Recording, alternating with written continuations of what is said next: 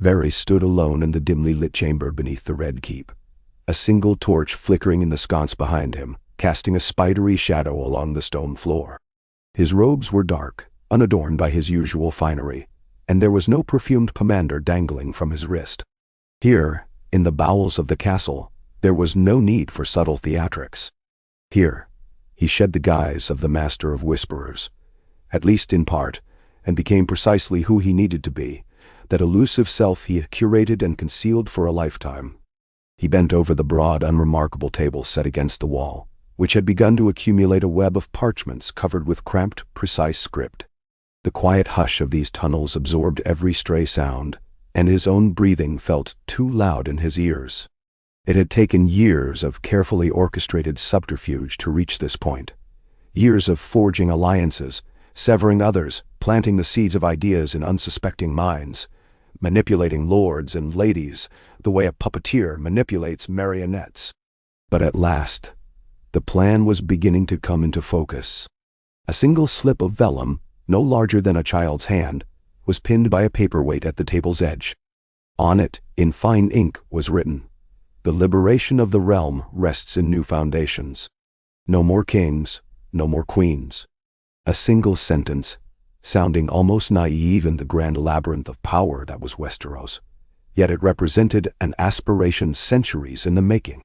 Varys let his fingers graze over the words, as though they were a prayer. This was not a scheme to seat one monarch upon the Iron Throne in place of another. That would be child's play, something he had done countless times with cunning and whispered secrets.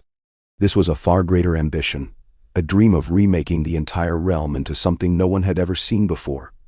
A republic, beholden to no single ruler or lineage. The notion was radical, even blasphemous. Men and women of the Seven Kingdoms were accustomed to kings and queens, to the pomp of royal blood. They believed power must reside in the name of a house. Even the faith of the Seven had intertwined itself with the monarchy, so intimately that to dream of a land without thrones seemed a flight of madness. But madness was precisely what Varys intended to nurture. Madness that would grow into a revolutionary idea, the abolishment of all crowns. He would need conspirators. There were many who'd been wronged by the existing order, many who'd lost family to capricious lords or had their land seized by tyrannical kings. But beyond merely hurting, they had to be shrewd. They had to be patient. They had to be hungry for change, but also able to kneel to cunning. Not everyone possessed the fortitude for secrets within secrets. An open rebellion might be crushed, but a subversive wave, slithering beneath the surface, weaving among the unsuspecting corridors of influence, this could topple even the mightiest monarchy. And if there was one lesson Varys had learned from a lifetime in King's Landing, it was that secrets were more potent than swords. Night thickened outside, and he knew the hush would soon be pierced by the cawing of distant crows. He had a final missive to dispatch, one that would travel across the narrow sea to a group of exiles and spies in Essos who shared his vision. He dipped the quill in ink, ignoring how his hand trembled from weariness. He penned each word with measured care, as though each penstroke might shatter an empire if miswritten.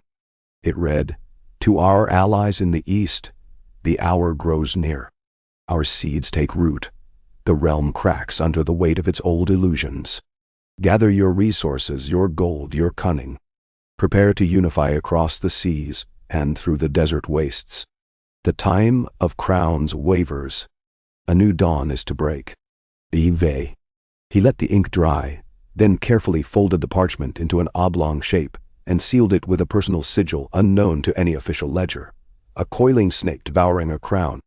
It was an emblem of the movement he had nurtured, this secret republic he dreamed of.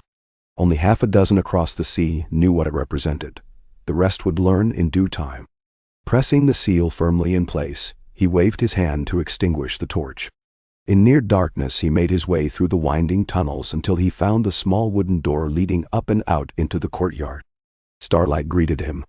Faint torches dotted the battlements above, and guards paced their usual routes. He slid along the shadows like a phantom, the letter tucked inside his robes. One of his little birds, an urchin boy named Callan, would be waiting in the stables to receive the parcel and send it on its dangerous journey. No one would suspect a child of espionage. That was Varys' greatest strength. No one ever suspected that the realm's mightiest puppet master hid in plain sight, seemingly only a eunuch rumored to prefer the intrigues of spiderwebs to the blunt force of knights.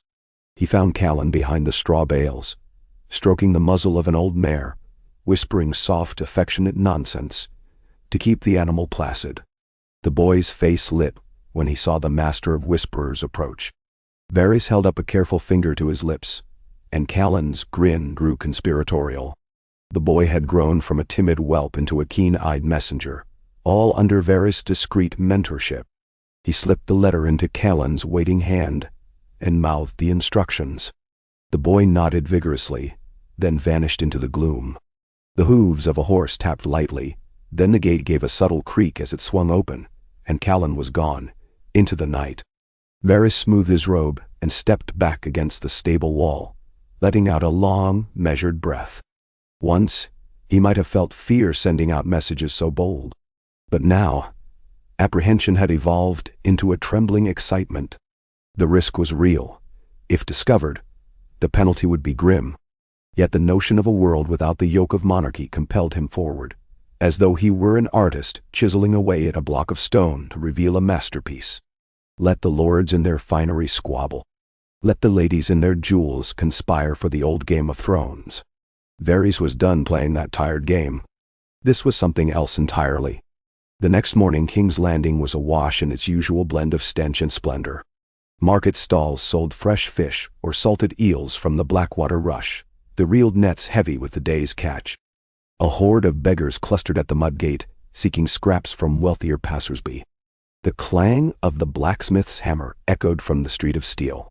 And among the bustle and the stink, among the peddlers hawking illusions of cures and 1,000 petty illusions, Varys walked in broad daylight, unremarkable in plain clothes.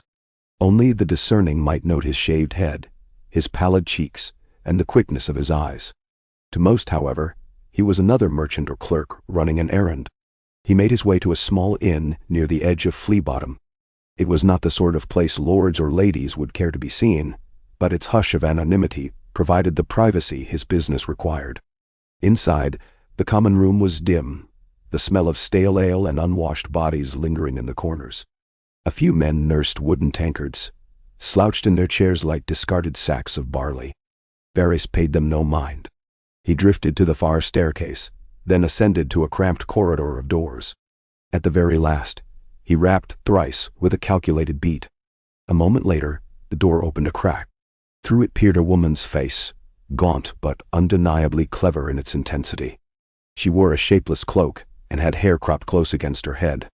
When she saw Varys, she opened the door wider without a word. He stepped inside, and the woman shut it behind him, pushing the latch to ensure it locked. In a corner sat another figure, a stout man with a scar slashing from brow to cheek. He rose to greet Varys, his movements tense. "You're late," the scarred man said, voice a growl. Varys inclined his head. "I come precisely when necessary. My apologies if you grew anxious." He set a small pouch of coins on the rickety table. "For your trouble." The woman took the pouch. She measured it in her palm for a moment, then nodded. "What's changed since we last spoke?" she asked. "You said you had news." Varys glanced between the two. They called themselves Ray and Bannon, though he doubted those were their true names. They were ex-mercenaries from the disputed lands, men and women who had glimpsed the worst of war, and had come away disenchanted by those who commanded armies. Now they lived in the shadows of Westeros, half criminals, half zealots. They made ideal recruits for his cause, if only they could learn discipline. "There is a lord in the Crownlands who has become inquisitive," Varys said carefully. "He's taken note of certain shipments traveling north, shipments that are not tied to any banner. He's making inquiries, pressing merchants to find out for whom they carry goods." Ray frowned. "Why should that matter to us? He's close to discovering the existence of our warehouses. You know which warehouses I speak of. If he finds them, he might piece together some part of our plan. Perhaps not the entire shape, but enough to make trouble. Then the crown would learn of your secret, Let's call them supplies. He let his gaze linger on the woman. You must handle him quietly. We cannot afford scrutiny at this stage. Bannon's scarred face hardened. Handle him? You mean kill him? I mean ensure he no longer investigates, Varys replied, voice silky. Ideally, that means dissuasion. If you can do so without bloodshed, all the better. But if blood is required, then let it spill. Just do it discreetly. We are not rebellious brigands, my friends. We are architects of a new world, and architects must not allow the scaffolding to collapse before the edifice stands. Ray exhaled and looked at Bannon. Some unspoken accord passed between them. They had done worse for far less. It will be done, she said finally. Varys offered the hint of a smile. I knew I could rely on you. In exchange, I have arranged for additional shipments of steel to be routed to a safe house near Rosby. I trust you'll find that helpful when the time comes to outfit more of your operatives. Once we have enough steel, we'll begin the next phase. Gradually, discreetly. Ness. Bannon flexed his hands. And if we need more coin? Varys reached into his sleeve and withdrew a slender, cylindrical container. Opening it, he extracted 2 small scrolls. These banking orders will grant you funds in Bravos. Redeem them only with the envoy named within.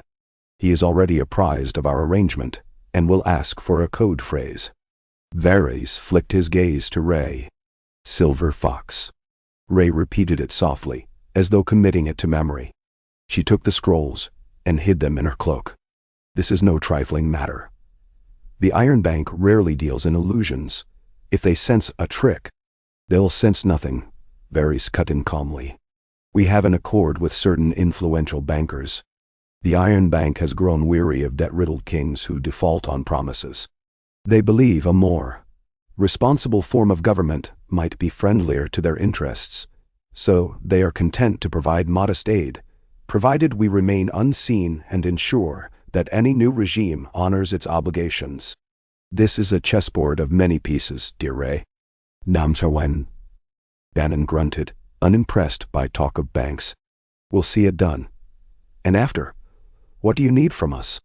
Varys let a brief silence stretch, giving weight to his words. Begin gathering men and women who share a hatred for the lords. Soldiers, freedmen, peasants, smugglers even. But do so carefully. An infiltration rather than a rally. We do not want a rabble. We want small clusters of dedicated souls, all primed for an opportune moment. We must keep these groups separate until we are ready. No one can piece together what does not appear connected. Namasor. Ray and Bannon agreed, though the tension in the air remained taut. Varys was used to that. Trust was a perilous commodity in these ventures, but as long as he supplied the coin and direction, these mercenaries would serve. Perhaps they believed they would profit from the revolution. Perhaps they believed in the dream of a freer realm. Likely a bit of both. When their meeting was concluded, Varys slipped back into the corridor. The noise from the common room below had grown. Drunken laughter, the scrape of a chair, boots stomping on the floorboard. He paused on the landing, listening for any danger. Hearing none, he descended and wove his way past the patrons. No one spared him a glance. Stepping out into the street, he was greeted by the reek of rotting fish and the harsh cries of street vendors. He let himself be swept into the crowd, melding with peasants and laborers until the inn was far behind him. His mind churned with the next steps. He had to contact his little birds in the reach, who whispered of bandits near Bitterbridge that could be swayed to a cause if paid enough. He had to secure safe passage for a certain disgraced maester who had knowledge of wildfire and secret passages. He had to ensure a new rumor would reach the ears of lords in the Vale. Something about the crown's finances growing precarious. It was 1,000 moves, each one precarious, but it was all converging on a single outcome. The erosion of faith in monarchs, the stirring of the realm's discontent, until at last the old order would buckle. He permitted himself the faintest smile. The Game of Thrones would be ended by his hand, not by a single new claimant, but by the eradication of the very notion that anyone should sit upon that wretched iron throne. Days passed, and in the Red Keep's halls, the clamor of politics continued. King's Landing was a hive, with the court abuzz over the usual petty dramas. The gossip about a certain knight's dalliance with a lady of questionable repute, the rumor of a Dornish envoy who might come seeking new alliances, the hush around the queen's health. Varys glided through it all, offering polished courtesies and effortless pleasantries. He wore robes of lavender silk, trimmed with white fur, maintaining his guise of a court fixture who lived for flattery and gossip. He sat quietly through a small council meeting where the hand droned on about the crown's debts, about the trade caravans attacked on the Gold Road. No one paid him much heed, unless they wished for an update on rumors. Varys dispensed bland tidbits, carefully chosen to distract from the undercurrents he truly managed. When the meeting ended, he made his way to the gardens, which were in full bloom this season. The sweet scent of roses mingled with the tang of the sea breeze from Blackwater Bay. Here, an attendant of the Queen engaged him in idle chatter about the upcoming festival. Varys feigned enthusiasm, all polite smiles. Meanwhile, he noted a figure hovering near the hedges, a tall, broad-shouldered man wearing the garb of a lesser knight, a face half concealed by a neatly trimmed beard. This was Sir Lyle Farnell, a minor noble sworn to the crown. But Varys knew that Farnell had begun investigating the disappearance of certain cargo shipments. They exchanged polite nods, no more. But from the way Farnell's gaze slid across Varys with curiosity, the spider understood that Farnell suspected something. Perhaps Farnell knew of certain sealed messages traveling out of the city. Perhaps he had glimpsed men and women like Ray and Bannon, skulking about. Varys did not believe Farnell knew enough to unravel the grander design, but caution was warranted. Late that night, Varys found his way to the same hidden chamber beneath the Red Keep. The flicker of candlelight touched upon more parchments. He read them quickly, updates from various corners of the realm. One letter described quiet recruitment among the poor in Lannisport, spinning tales of how the great houses siphoned wealth from the common folk. Another letter told of a blacksmith in Old Town forging arms and forging them cheaply for unknown buyers.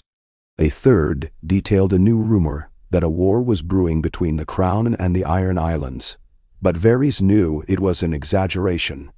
Yet such rumors, if spread carefully, might further strain the monarchy's resources. He responded to each piece of intelligence.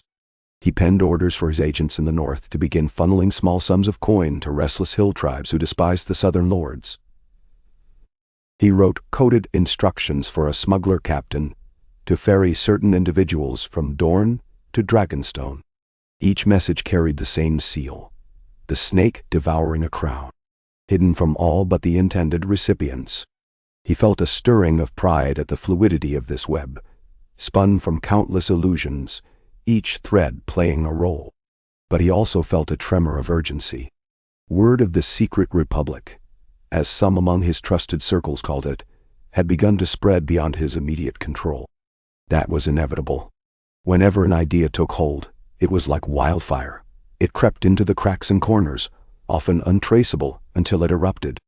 He had hoped to maintain absolute secrecy until his network was ready for a decisive blow. But men and women talk, especially when fueled by passion. If the monarchy's agents caught wind, a purge could follow.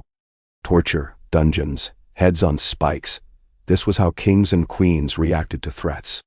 His next step, therefore, was to engage the discreet allies he had cultivated at court, persons of influence who, while not fully in league with him, might be induced to stymie any investigation. Some could be bribed, others blackmailed.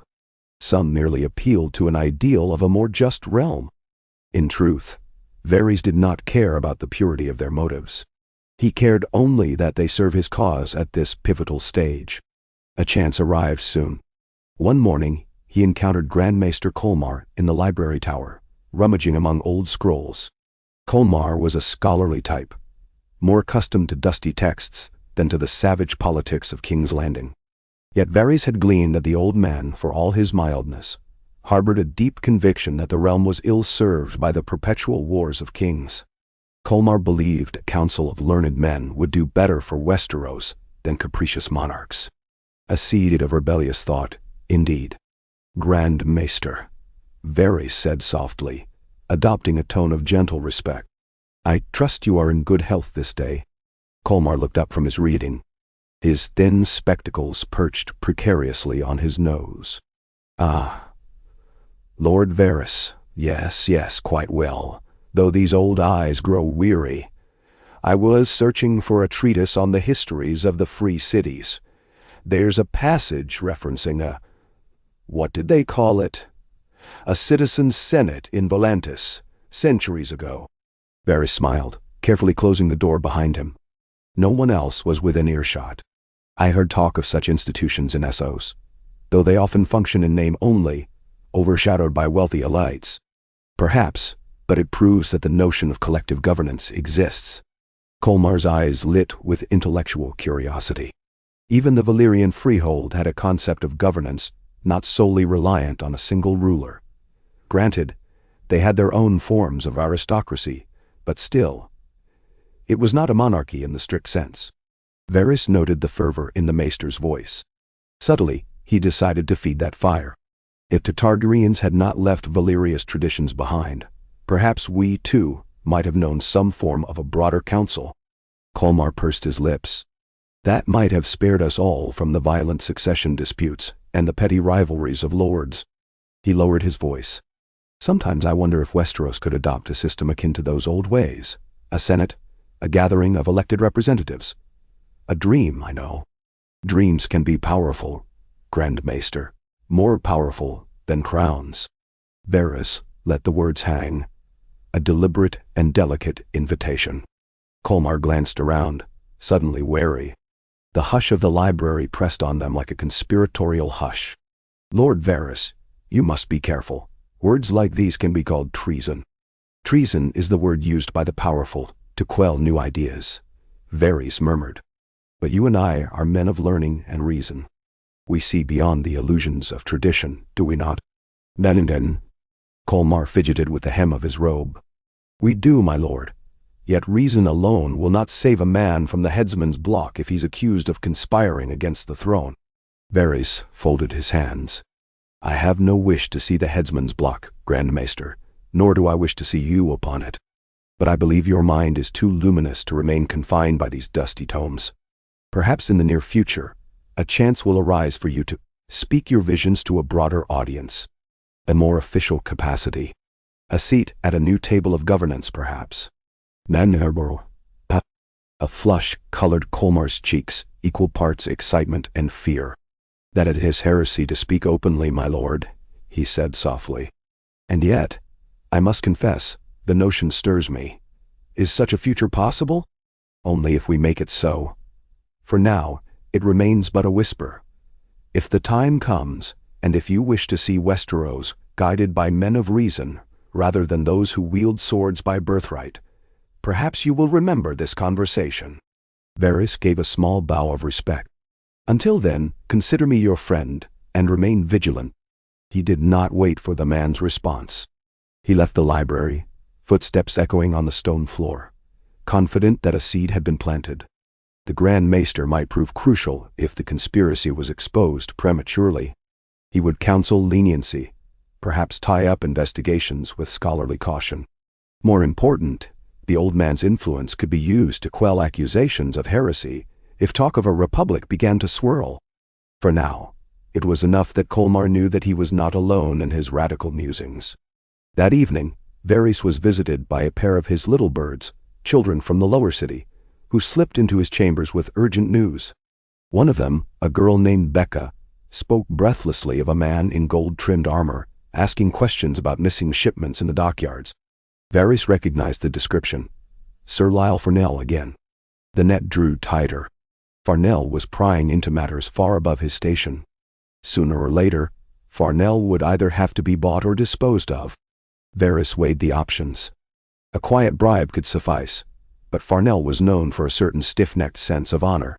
If he found evidence of conspiracy, no gold might keep him silent. Varys dismissed the children with gentle thanks, slipping each a coin. He then burned the scraps of paper they brought. The last thing he needed was a physical trail. Alone, he allowed himself to pace the chamber, mind racing. For all his preparations, any single curious officer could unravel months of planning. He could not afford that. The realm's faith in monarchy was already fraying, but it was not yet shattered. The plan demanded time and subtlety. They must remove Farnell from the equation. The next day he arranged to cross paths with Farnell in the hallway near the Royal Solar.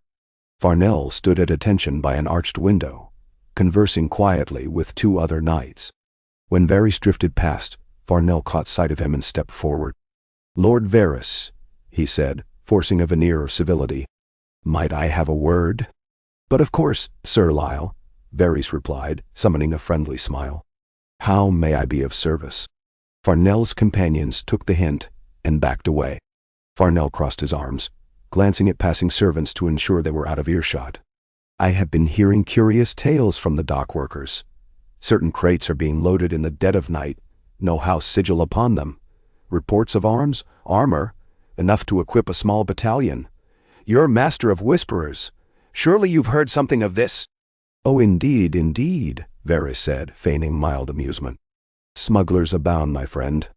The seas are wide, the crown's taxes high. I suspect unscrupulous merchants are seeking to avoid tariffs, selling weapons to conflict-ridden regions, or perhaps to mercenary companies. It is nothing new." "Nebo." Farnell's gaze was piercing. "Perhaps not, but rumors persist. Some claim these weapons are not going abroad, but staying here, in King's Landing. Others say they've seen strange symbols, like a serpent devouring a crown, on hidden parchments." Varys raised his brows in an expression of mild concern. "I've heard no such rumor, I'm afraid. But if you desire an investigation, I can dispatch my little birds to glean more." "That." Farnell studied him. "That would be appreciated. I have a duty, as you do, to protect the crown from threats. Should these shipments be part of some treasonous plot, we must stamp it out." Varys made a show of nodding gravely. "A dire possibility. I will look into it, Sir Lyle. You have my word, and if I learn anything of merit, you shall be the first to know." They parted with polite bows. But the moment Farnell was out of sight, Varys' expression chilled. The knight was not a fool. He smelled something amiss, and though he lacked concrete proof, he would persist until he found it. Varys could not let that happen. Only hours later, he found one of his loyal courtiers, a flamboyant lordling named Sefton Poole, who owed Varys dearly for various hushes about improprieties. Varys took Poole aside and explained, in whispering tones, that Farnell's prying posed a threat to certain sensitive crown negotiations. If Farnell continued, it might jeopardize a crucial alliance. Varys strongly hinted that Farnell be discredited. Poole, fearful of crossing Varys, agreed to spread scandalous rumors about Farnell in the court. A swirl of gossip about Farnell's alleged drunkenness and visits to brothels would begin by sundown. If Farnell wasted time fending off personal attacks, he might have less time to chase ghost shipments. But the knight might also redouble his efforts out of wounded pride. Varys knew an alternative might be needed. Something more final. He let that possibility linger at the edge of his thoughts, an unspoken note. Farnell may need to vanish. If so, Ray and Bannon could arrange it. In the following weeks, the realm seemed to fall deeper into tension. The crown's tax demands grew heavier to fund expansions of the royal fleet, which roiled the merchants of King's Landing. A poor harvest in the Riverlands led to unrest among peasants. Rumors circulated about the Iron Bank's dissatisfaction with the crown's mounting debt. Through each crisis, Varys' agents quietly fanned the flames, always pushing the notion that the monarchy was failing, that the ancient system was corrupt. Leaflets appeared in back alleys. "Why let a single house rule us all? Rise, small folk, for your freedoms." The crown tried to suppress these pamphlets, but by the time the gold cloak seized one stash, 3 more had appeared in different districts. Varys received word that in the city of Gulltown, a group of disaffected knights had begun gathering to exchange radical ideas about equality before the law. In the Stormlands, a lesser lord had cancelled the yearly festival in protest of the crown's taxes, muttering that the king served only himself. These were the subtle fractures. The seeds were taking hold. One evening, however, Ray arrived in King's Landing unannounced, creeping into Varys' secret chamber. She was cloaked and breathing hard, as if she'd ridden hard from afar. "We've done as you asked," she said, tossing back the hood. "That lord in the crown lens who is sniffing about our warehouses, he won't be a problem anymore. A dagger between the ribs, but there's news." "Go on." Varys slid the door shut. Ray's voice was tinged with urgency. "Another group, calling themselves the Red Dawn, has begun stirring trouble in the Riverlands. Their leader's a fanatic who preaches that monarchy is the root of all evil. They recruit peasants and outlaws to openly attack landed knights. If the crown learns of them, they might conflate it with our movement." "Nair." Varys frowned. "A rogue faction that espoused anti-monarchist rhetoric, yet used brute force to pillage, might tarnish the broader cause. Who leads them?" "A former Septon, I hear. A man who lost faith after the wars devastated his hometown." She spat. "He calls it righteous fury, justice for the people. They burn manors, take hostages. It's ugly. This complicates matters." Varys drummed his fingers on the table. Open violence would draw the crown's wrath, forcing them to clamp down harshly. That crackdown could expose his carefully concealed networks. It could also sour the common folk on the idea of change if they associated it with chaos. "We must see if they can be reined in, or if not, we must disavow them quietly." Ray's mouth twisted. "We can try, but they're zealots. They won't likely heed reason from strangers. We might have to remove them." Varys sighed, a heaviness settling over him. Already, the seeds of revolution spawned breakaway movements, each potentially disastrous if not managed. This was the peril of stirring the pot. Organize a small band of trusted men. Meet with them under the guise of potential allies. See if they'll accept guidance to act less openly. Wait for a proper moment. If they refuse, use whatever means necessary to ensure they do not compromise our grander design. Ray nodded. "Very well. There's more. Farnell, that knight you worried about. He's visited the Crown's master-at-arms, making inquiries. Word is, he's close to obtaining a warrant to search certain warehouses." Varys' jaw tightened. "I see. So Farnell had not been sufficiently deterred. Then we must handle him directly. I will arrange a convenient time for him to be alone somewhere. You and Bannon will do the rest. Make it look like a robbery or an accident. I'd prefer if the Crown doesn't suspect targeted assassination." "Yes, my lord." Ray bowed her head. "Is that all?" "For now, be cautious. Our web grows large, and loose threads could unravel us." With Ray gone, Varys stared at the flickering candlelight. He had spent years orchestrating these subversions, slowly eroding the monarchy's foundation. He believed fervently in this cause, that the people of Westeros deserved governance that did not rest on the whims of a bloodline. But he also understood the moral compromise it required. The realm's freedom, if it could be called that, was being built upon a pyramid of secrets and blood. Varys had never been squeamish. He had survived mutilation and betrayal, forging himself into the cunning man he was. Yet part of him wished there was a gentler way. But the Game of Thrones was never gentle, and to destroy the monarchy, one had to use the weapons of the world as it existed, not as one wished it to be. The day Farnell was to be dealt with, a balmy haze hung over King's Landing. The sky was the color of dirty canvas, and the city sweltered in a humid blanket. Farnell had petitioned the Crown to investigate certain warehouses near the Hook, the area along the Blackwater where goods often passed from ship to shore. Varys arranged for Farnell to be summoned to the Red Keep that afternoon on a faint pretense of reporting his findings to the small council. Only the corridor to the council chambers was unguarded that day, with the usual knights dispatched elsewhere. Farnell arrived, but the Hand and the council were delayed. He waited alone in that corridor. Bannon came from behind. A swift strike to the base of Farnell's skull. Farnell staggered, tried to draw his sword, but Ray emerged from a side passage and drove a dagger through his neck. A messy blow, quick but lethal. Farnell's eyes bulged with shock. He gargled as blood ran down his armor. Ray and Bannon caught him before he collapsed, dragged him into a storage alcove.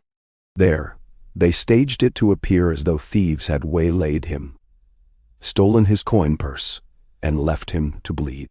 By the time a servant discovered Farnell's body, Ray and Bannon had melted into the labyrinthine corridors. The news of Sir Lyle Farnell's murder spread through the keep by nightfall. The court was abuzz with speculation. The king's guard vowed to find the killer. The small council convened in a frenzy, pronouncing Farnell a valiant knight who died at traitorous hands. But no one could divine a motive beyond common robbery. Farnell, for all his zeal, had no champion to champion his cause. He was not from a powerful house. His outraged kin resided in some remote keep with little influence. The matter soon grew cold, overshadowed by new crises. In his private chamber, Varys listened quietly to the talk of Farnell's death. He projected the right expressions of dismay and regret. Inside, however, he felt a subdued pang. He had never relished death. Yet Farnell had forced his hand. The cause demanded sacrifices. As the realm approached autumn, the tension thickened. Lords grumbled about the crown's expenditures. Merchants complained about stifling taxes and unscrupulous tolls. Small folk, battered by the rising cost of grain, muttered about the king's negligence. Various leaflets circulated in secret gatherings, proclaiming a world where leadership was not inherited, but chosen, where no single house could claim dominion. Some called it a fantasy, others heresy. But in the alehouses of King's Landing, men and women whispered that if the monarchy's corruption grew unbearable, perhaps it was time to break the wheel entirely. Yet, with open talk, came danger. The crown's spies were everywhere, though not as adept as Varys. One day, a minor agent named Mark, a timid scribe who occasionally carried letters for Varys, was seized by gold cloaks while distributing leaflets. Under threat of torture, he might reveal everything. When Varys heard the news from a breathless child spy, he wasted no time. He dispatched Bannon and 2 others to intercept the wagon carrying Mark to the dungeons. Under the cover of dusk, they ambushed the small group of gold cloaks on an unlit street. A quick flurry of crossbow bolts, and the guards lay dead. They freed Mark, hustling him away before any alarm could be raised. Mark was spared torture, but the bodies left behind were a grim sign that this shadow war was intensifying. Varys conferred with Ray, Bannon, and a handful of their trusted lieutenants in the labyrinth under the city. A single torch cast dancing shadows on rough-hewn walls. "This cannot continue indefinitely," Varys said. "Too many bodies will draw suspicion, spur the crown to drastic measures. My original plan was to foment discontent until the monarchy collapsed under its own weight. But these open skirmishes risk exposing us too soon." "Then we should strike a decisive blow," Bannon growled. "We have enough men, enough arms. If we seize the Red Keep, put the king to the sword, the rest will scatter." Varys shook his head. "That would become another war. Even if you slew the king, another claimant would arise. The lords would band together to crush us, and we'd be labeled traitors. The realm would not rally to a handful of assassins, no matter the message." Ray nodded in agreement. "He's right, Bannon. If we take the keep, we'd have a monarchy in all but name. That defeats the purpose." Bannon scowled but said nothing more. He was a soldier, not a philosopher, and the nuance frustrated him. Varys laid out a new plan. "We should continue to spread dissent, but we must also propose a constructive alternative. We must convince the lords and small folk that if the crown fails entirely, a new system is ready to step in. Otherwise, in chaos, men follow the strongest sword.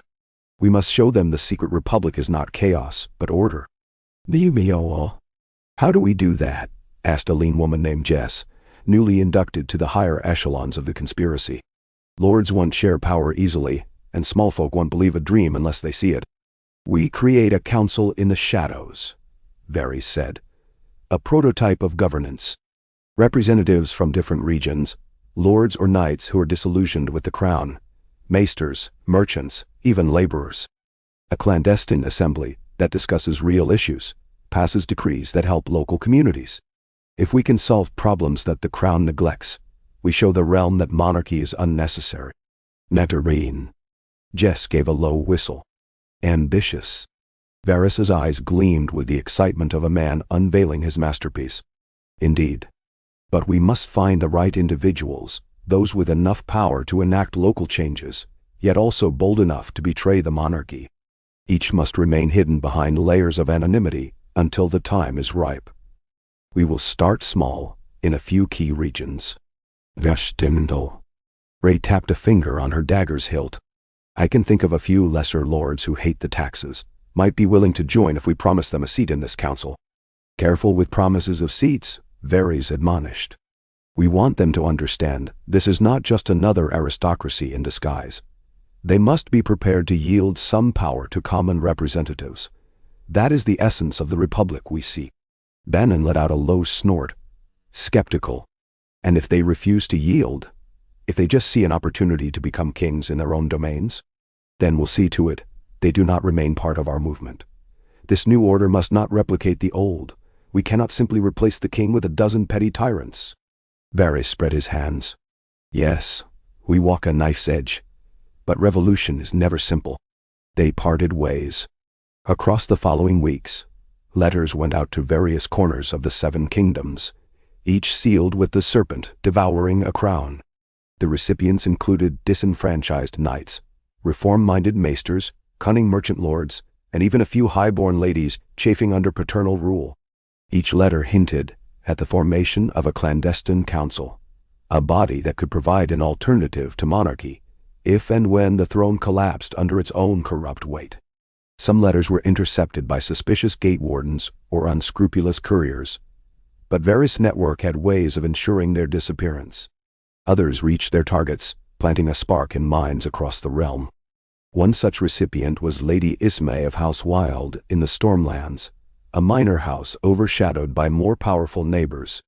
Her father had been killed in a reckless war for the king's glory. Her mother forced to beg for favorable marriages from distant kin. Lady Ismay harbored a deep hatred of the monarchy that had cost her family so much. She read Varys' letter 3 times by candlelight in her chamber, then burned it in the hearth, but not before writing her answer on a fresh parchment. I will hear more of this council. The monarchy is a disease, and I would see it purged. Over in the Reach, Ser Markin of Appleton had grown weary of the Tyrells' endless machinations, their taxes, their fealty to the king. When Varys' letter arrived, Ser Markin found himself intrigued. He confided in his steward, an educated man who had studied in the Citadel. Together, they penned a response, pledging cautious support. In Old Town, a wealthy shipping magnate named Ariane Pilgrim, frustrated by the crown's burdensome tariffs, read the letter with growing excitement. She saw the possibility of a new political system that would favor trade and merchants over feudal lords. Gold was her motive, but so be it. Varys cared little for purity, only that her influence helped pave the path.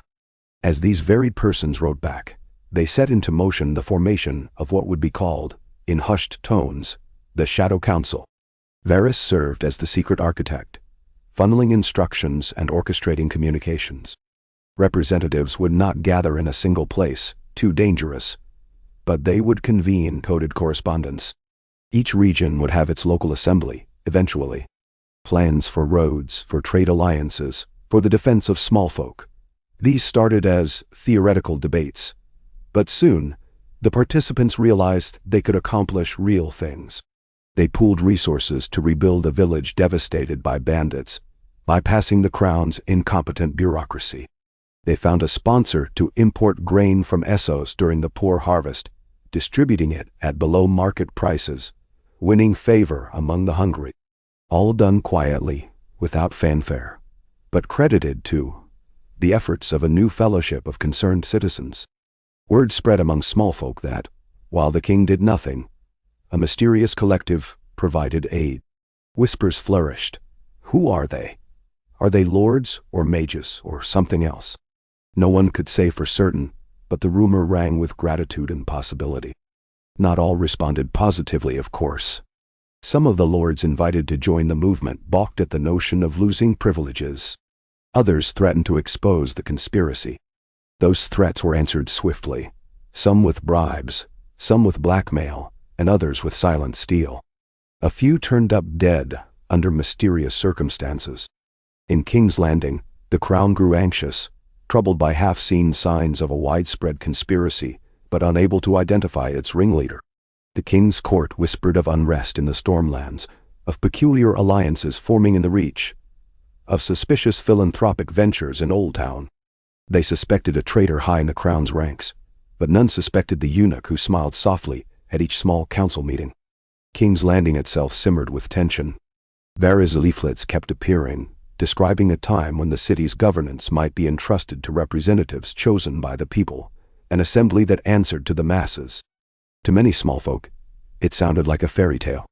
But under the oppression of high taxes and a monarchy that seemed aloof and indifferent, even a fairy tale offered hope.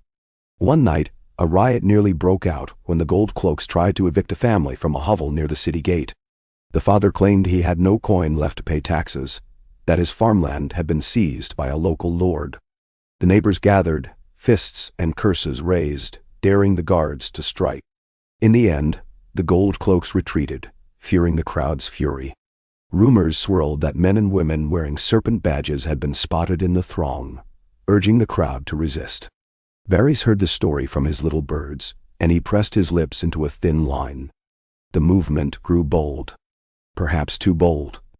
An open riot might invite the crown to impose martial law, which could disrupt everything. But the people had begun to feel their own strength. The monarchy's grip loosened.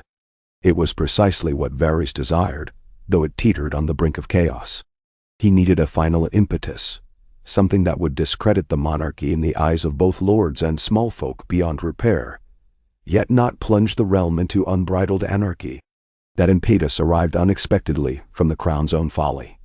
An edict raising the tolls on trade goods passing through King's Landing, intended to fund a lavish tournament. Merchants revolted, halting trade in protest, causing prices to soar. The small folk rioted when the cost of bread doubled overnight. The crown demanded order, sending Gold Cloaks to quash the uprising. But the Gold Cloaks were outnumbered and demoralized. Violence spread. Amid the chaos, Varys distributed carefully orchestrated announcements in the name of the Shadow Council, calling for calm, promising to negotiate the release of grain stores if the crown rescinded the new tolls. Overnight, men and women who had never trusted the monarchy began to see the Shadow Council as the real power in the city. The king was forced to concede, lowering the tolls in a humiliating reversal. But the damage was done. The monarchy appeared weak and incompetent, while the Secretive Council seemed strong, benevolent. In the aftermath, certain lords who still believed in the old ways of fealty grew anxious about the crown's ability to maintain control. Some drifted quietly into the Shadow Council's orbit, hoping to protect their interests. Others clung to the monarchy but insisted on new measures of security. New taxes for a larger standing army, measures that only fueled resentment among the populace. All the while, Varys remained in the Red Keep, outwardly loyal, secretly corresponding with the network that grew bolder each day. He knew the moment of reckoning approached.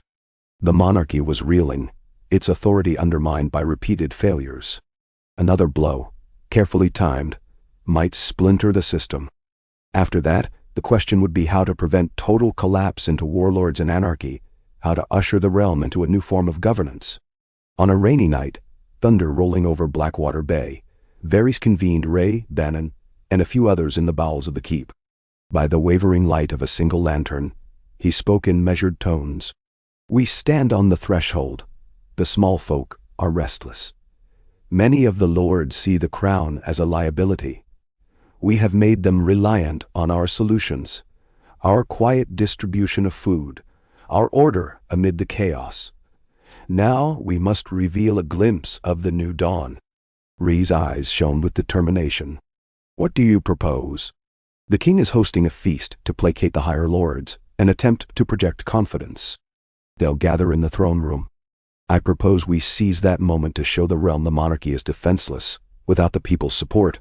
We shall engineer a demonstration, no bloodshed if possible, just an unmistakable sign that the king's authority means nothing." Then we proclaim the Shadow Council's existence openly, offering the realm a choice: continue under the rule of a powerless, bankrupt crown, or embrace a new system where power is shared among the realm's representatives. None. Bannon frowned. Won't the King's Guard just arrest us all on the spot? Not if half the city's guards and courtiers secretly stand with us. Not if the lords are too frightened to provoke a riot. Not if the people gather outside the Red Keep chanting our name. We will make it clear that attempting to arrest us will spark open revolt.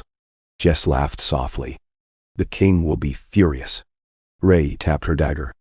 Just be sure the small folk gather in force that day. We'll need a show of strength. Varys nodded. Our allies in the city will see to that. Word will spread. There is to be a peaceful assembly demanding the crown address grievances. They'll fill the courtyard, blocking escape routes. We, meanwhile, will stand within the throne room, not as rebels, but as heralds of the new order. If the king tries to call for violence, he will only further condemn himself. Mend. So the plan was laid. The days leading up to the feast were tense. The crown tried to rally the lords, tried to restore a semblance of control. But their pleas fell on deaf ears. Coin was scarce, loyalty scarcer. The day of the feast arrived in a swirl of protocol. Lords and ladies came in their best finery, feigning support for their king, while the city outside seethed. At midday, in the square before the Red Keep, hundreds, nay, thousands, of small folk gathered. They carried banners bearing serpents devouring crowns, a sign that had once been hidden but now was displayed openly. Some also carried homemade signs that simply read, "No more kings." The gold cloaks looked overwhelmed. Many had been bribed or converted by the Shadow Council. They did little to disperse the crowd. Inside the throne room, the king presided from the Iron Throne, flanked by knights in polished armor. Courtiers milled about, drinking, feasting, but the atmosphere was uneasy, the air thick with tension. Varys glided through the assembly in a resplendent robe, seeming every inch the loyal master of whisperers. Then, without warning, Ray and Bannon entered through the great doors. Dozens of men and women stood behind them, armed but sheathing their weapons in a gesture of peace. Courtiers gasped, stepping aside. Knights reached for their swords, uncertain. Varys stepped forward, raising his hands for calm. "Your Grace," he said in a sonorous voice that echoed in the vaulted hall. "The people call for justice. They call for an end to oppression. They gather outside, peacefully, demanding to be heard. Will you hear them?" The king's eyes flared with disbelief and rage. "Varys, what is this?" "This, Your Grace," Varys said, letting the syllables reverberate, "is the will of the people. For too long, Westeros has been led by kings who claim divine right, but offer no justice. The realm groans under the weight of war, taxes, tyranny. The time has come to consider a new path, a government by council, by representatives from each corner of the land." "Then hurry." Gasps rippled through the hall. Some lords glared in fury, others in stunned curiosity. The king stood, knuckles white on the metal arm of the throne. "Treason," he shouted. "Arrest them all in the king's name?" But the king's guard hesitated. Many had been swayed, or were uncertain if the crowd outside might tear them apart. Some of the crown's knights placed hands on hilts, but they were outnumbered by the rebels in the hall, rebels who stood resolute but not hostile, an intimidating presence nonetheless. Ray's voice rang out. "Your Grace, the people do not come for blood. They come for change. If you refuse, the realm will rise against you. There will be no place to hide." Outside, a mighty roar rose, thousands chanting, "No more kings! No more kings!" The thunder of their voices shook the windows of the throne room. The king's face blanched. The assembled lords backed away, fear in their eyes. For a moment, time seemed to freeze. Varys could see the king's mind spinning. He was cornered, uncertain if his loyalists were enough to quell such a mass. If he gave the order to kill the protesters, it would be a bloodbath that would forever tarnish his rule, if it even succeeded. And even then, the lords might abandon him, seeing the ferocity of the rebellion. At length the king sank back onto the throne. Desperation crept into his voice. You would tear down centuries of tradition? Westeros is a kingdom. It has always been a kingdom. No. Traditions can change, Varys said softly, stepping closer. Adapt or perish. The realm is ready to cast off the shackles of monarchy. A hush draped the throne room. Varys looked around, seeing fear, wonder, and hope on many faces. Even the courtiers, once too timid to imagine such a thing, sensed that something monumental was unfolding. At last, one of the lords, a minor figure from the Crown Lands, stepped forward. If the king yields, how shall the realm be governed? Who among us sits on this council of yours? Ray turned to Varys, deferring silently. Varys raised his voice so all could hear. A council of representatives chosen by the people. Lords, yes, but also maesters, merchants, and common folk. Each region shall elect or appoint those who speak for their interests. Laws shall be written, debated, and passed by this council. No one man, no one family, shall hold absolute power. It will be a new age for Westeros. Some scoffed. Others gaped. But the chanting outside continued, a tidal wave of sound pressing against the walls. The king, tears of fury in his eyes, stared at Varys as if seeing him for the first time. You spider. You would destroy the throne. Damnoi. Varys offered a small bow. I do this for the good of the realm, your grace, as I have always done. The king looked to his knights, his lords. Many cast their eyes downward or avoided his gaze. Some had already made up their minds to join the new order, or at least not to oppose it. The king realized that if he resisted, he might die here and now, or the city might burn in a full-scale revolt. Whatever illusions he had of absolute power were vanishing, undone by the people's wrath and the cunning of the spider. At length, trembling, the king rose again. His voice was uneven. If I step aside, if the monarchy is dissolved, will I be guaranteed my life, the lives of my family? Ray answered, We have no wish for blood. You may retain your lands, your dignity, but you shall no longer rule by birthright. Silence, broken only by the pounding of the crowd outside. The king shut his eyes as if waging an inner war. Then he lowered his head. I yield. Gods forgive me. Those words resonated like a thunderclap. Gasps and cries filled the throne room. Some fell to their knees in shock, others in relief. In that moment, centuries of tradition were cast aside. The monarchy, so long the bedrock of Westeros, bent beneath the weight of rebellion. Varys felt a tremor of triumph and responsibility. The secret republic, once only a whisper, now stood on the threshold of reality. But he knew the journey ahead would be fraught with dangers, lords who opposed the new order, foreign powers who might seek to exploit the upheaval, internal struggles among those who preferred violence to negotiation. Yet here, in the hushed aftermath of the king's abdication, the dream glimmered tangibly. No more kings, no more queens. Westeros would endeavor a radical experiment in self-governance, guided, if all went well, by a council devoted to the welfare of the realm, rather than the vanity of a single ruler. In the tumult that followed, some lords and knights rushed to protest, to argue for conditions, to question how the new order would function. But the tide could not be stopped. The king's capitulation had shattered the illusion. The Iron Throne, that monstrous seat of swords, seemed suddenly a relic of a bygone era, still dangerous, still symbolic, but lacking authority. Even as the king's guard stood unsure, Rhee's men stepped forward to gently usher the king aside. Varys found himself gazing up at the dais where the throne loomed. For so long, men had slaughtered each other for the right to sit upon it. Now, in the name of a future without crowns, Varys ascended the steps. He turned to address the stunned hall. People of Westeros, he called out, voice resonant. You have heard the king relinquish his crown. Let it be known that a new council will convene to reshape our laws and our governance. In the days to come, each region shall send delegates. No single voice shall dominate. The time of kings is ended. Nenshundander. For a heartbeat, there was only silence as the assembled struggled to absorb the enormity of it. Then someone cheered, and another. Applause mingled with incredulous laughter, tears of relief, shouts of hope.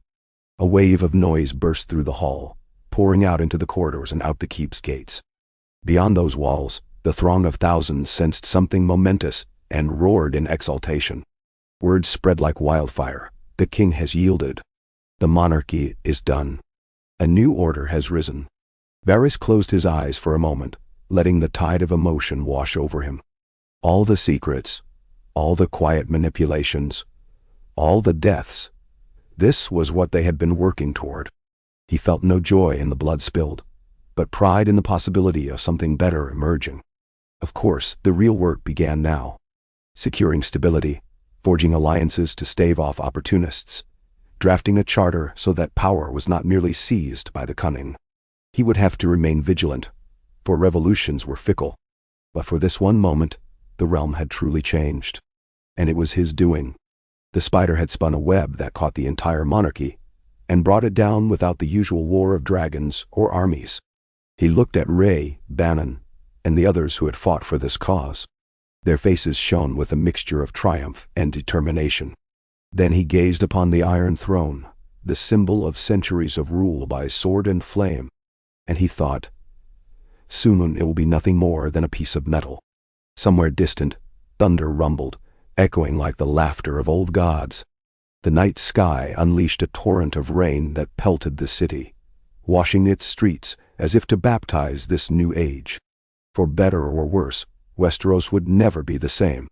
And Varys, the master of whisperers, the eunuch who had once served kings with false obsequiousness, now stood at the dawn of a republic that would, if he had his way, outlive every dynasty that had ever sat upon that iron seat. He took a final glance at the crowd of stunned lords, at the king still trembling in defeat, and raised his voice. Let it be said henceforth, the realm belongs to its people. May we govern wisely, for we are done with crowns. Nanitihin. The thunderous cheer that followed shook the foundations of the Red Keep, a fierce echo proclaiming that history had pivoted on this moment, and a new saga of Westeros was already being written. And in his heart, Varys smiled, knowing that all his life's work had been leading here, to a day when no one man or woman would ever again claim dominion over the Seven Kingdoms, for the people themselves would hold the realm in their own hands. He thought of the snake devouring a crown, the emblem of the secret republic, and let that image shine bright in his mind. So it begins, he told himself. So it begins. And so, the Game of Thrones ends. Varys stood upon the dais, staring out at the chaotic assembly in the throne room. Even though the king had formally yielded, his final, desperate words echoing in the wide vaulted space, the tension did not magically dissolve. Nerves still thrummed, and in every corner of the hall, lords and ladies looked at one another with mingled dread and fascination. Behind Varys stood Ree, Bannon, Jess, and a contingent of armed men and women sworn to the nascent cause.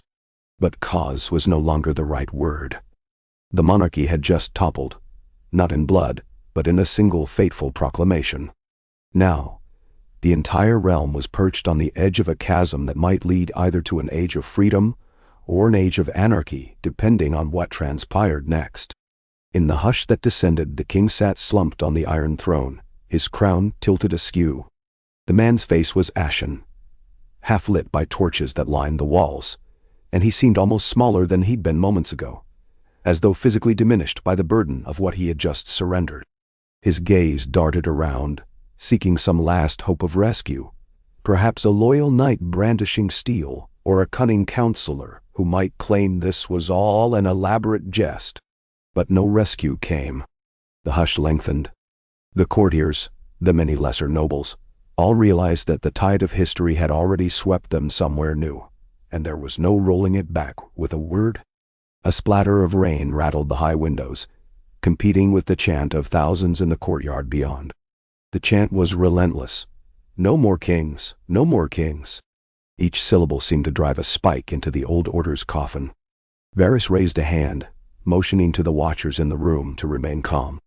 His gesture, graceful but firm, carried surprising authority for a man once known primarily as the Master of Whisperers, the eunuch in perfumed robes who flitted about King's Landing in search of secrets. In this moment, he appeared calm, decisive. Indeed, he found he had never felt more certain in his life. "Lords, ladies, and good people of Westeros," he said, voice resonating through the chamber, "let us not descend into chaos. We stand on the precipice of a new age. But if we handle this transition poorly, it will mean only ruin. Let the king's abdication be the start of a better realm, not the beginning of a war. Not the beginning of a war." He glanced over his shoulder at Ray, who gave him a nod of encouragement. Bannon stood with his arms folded, eyes scanning for any sign of immediate threat. His posture said that if someone tried to unsheath a blade in defense of the crown, Bannon and his fighters would quell the attempt. Jess, young but keen-eyed, hovered near the dais steps, scanning the faces in the crowd. One of the high-born lords near the front, Lord Allard of House Celtigar, clad in a doublet of deep red, cleared his throat. He was known for his wealth, his ties to the narrow sea trade, and for a pompous bearing that bordered on the theatrical. "You speak of transitions and a better realm, Lord Varys, yet you provide no details. Shall we all vow fealty to you instead of the king, then? Is that the plan?" His voice wavered, not quite sarcastic. There was fear there, too. He had lost count of how many times he had dismissed Varys as an unthreatening eunuch with a penchant for gossip. Now, he realized that behind the eunuch's mild smile had lain a cunning that had undone an entire monarchy. Varys, who stood only a dozen steps below the throne, turned a measured gaze upon Lord Allard. "No, my lord. I have no desire for fealty, nor do I claim a throne. That is precisely the point. We propose a council, an assembly, drawn from every corner of the realm, to draft laws, to share power, and to ensure that no single bloodline can tyrannize the rest of Westeros. It is an idea that has already taken shape in secret, with representatives from across the 7 kingdoms. Many of them have done good works under the name of what we have called the Shadow Council. Now it shall step from the shadows." Lord Allard's lips tightened. A few in the crowd made anxious gestures. The notion of no kings at all. Some found it terrifying, others electrifying. Then a voice rose from behind Lord Allard, belonging to a lady with severe cheekbones and raven black hair, Lady Baron Mertens, known to be quite devout in the faith of the 7. "And what of the faith?" she demanded, eyes darting between the king, who still sagged on the Iron Throne, and Varys. "What of the anointing of kings by the High Septon? Of the tradition that a monarch rules by the authority of the gods? Are we now to say the gods have no voice in mortal governance?" Varys did not sneer, though he felt a twinge of impatience. Instead, he offered a gentle incline of his head. "The faith remains respected. Our path does not disavow the 7 or the old gods or our lore or any other belief. But the realm can, and must, be free to govern itself without vesting absolute power in one mortal, even if that mortal is anointed by priests. Now, as to how the faith chooses to participate, that is for discussion. The new assembly will have seats for spiritual council, if the people so wish. We do not aim to eradicate our traditions, only those that shackle us to endless cycles of war and oppression." Now, Ciel. A rustling of cloth and armor passed through the crowd, as lords and ladies exchanged uncertain looks. Still, the chanting outside rose, and with a sudden clap of thunder, the wind blew the heavy doors open for an instant, letting in the roar of many voices. The king flinched, almost as though he expected an angry mob to flood the hall and tear him apart. But the door slammed shut again, held by a pair of men loyal to the new cause. Cautiously, a short, stout man in pale green livery stepped forward. He was the master of coin for one of the lesser Stormland houses. If the king is no longer to collect taxes, who does so? Who ensures roads are kept? Or that an army defends us if invaders come from across the sea? He grimaced. "I mean no disrespect, but these matters of administration cannot simply vanish with the monarchy." Varys extended his hands, palms open. "Indeed they cannot. That is why we shall have a representative assembly. Taxes, roads, armies, trade. These will all be administered by the new council, with input from those who live under its laws. No more arbitrary decrees from one seat. No more endless borrowing to fund a single family's wars or tourneys. We will gather learned maesters, skilled merchants, experienced knights, any who can contribute, to shape a set of principles that serve all, not just a high-born few. An uneasy hush settled once more. A handful of knights near the dais had not fully lowered their swords, and Bannon's men in turn kept their own hands near weapons. No one moved to strike. The tension was too precarious, like a drawn bowstring. Then, from behind the king's dais, the Grand Maester Colmar emerged into view. He was an older man, stooped at the shoulders, wearing scholarly robes. His voice trembled as he spoke, but he projected it as best he could. I can attest, my lords and ladies, that Lord Varys has spent many years studying the histories of Essos and beyond. There are precedents for councils, senates, assemblies that do not rely on a single monarch. He gave the king a pained look, as if apologizing for not standing at his side. We must be open-minded, or we risk plunging the realm into a civil war we cannot afford. That statement, so calmly voiced by a maester, carried weight. The king looked over at Colmar with betrayal shining in his eyes. A hush of shock spread among the courtiers. The Grand Maester had spoken in favor of the new order. While not a direct condemnation of the monarchy, it was certainly not an endorsement of the old ways. A few voices rose in timid agreement. Some lords, and at least 2 ladies, nodded or murmured that perhaps this needed to be explored. The rest seemed paralyzed, uncertain. Varys understood that fear. They had grown up in a world where the king or queen was an unquestioned fixture, so fundamental that to imagine Westeros without a sovereign was like imagining the sun failing to rise. But the sun was indeed rising on a different horizon now, and if they clung to the old illusions, they would be left behind, perhaps devoured by a furious populace that had already discovered its collective strength. Varys sensed the time had come to make the next move. He glanced at Rey, whose expression told him she was ready. So was Bannon, for though he preferred direct action, he understood the value of a symbolic gesture. Jess caught Varys's eye from the side and gave a slight nod. Yes, it was time. Summoning a clear voice, Varys addressed the watchers.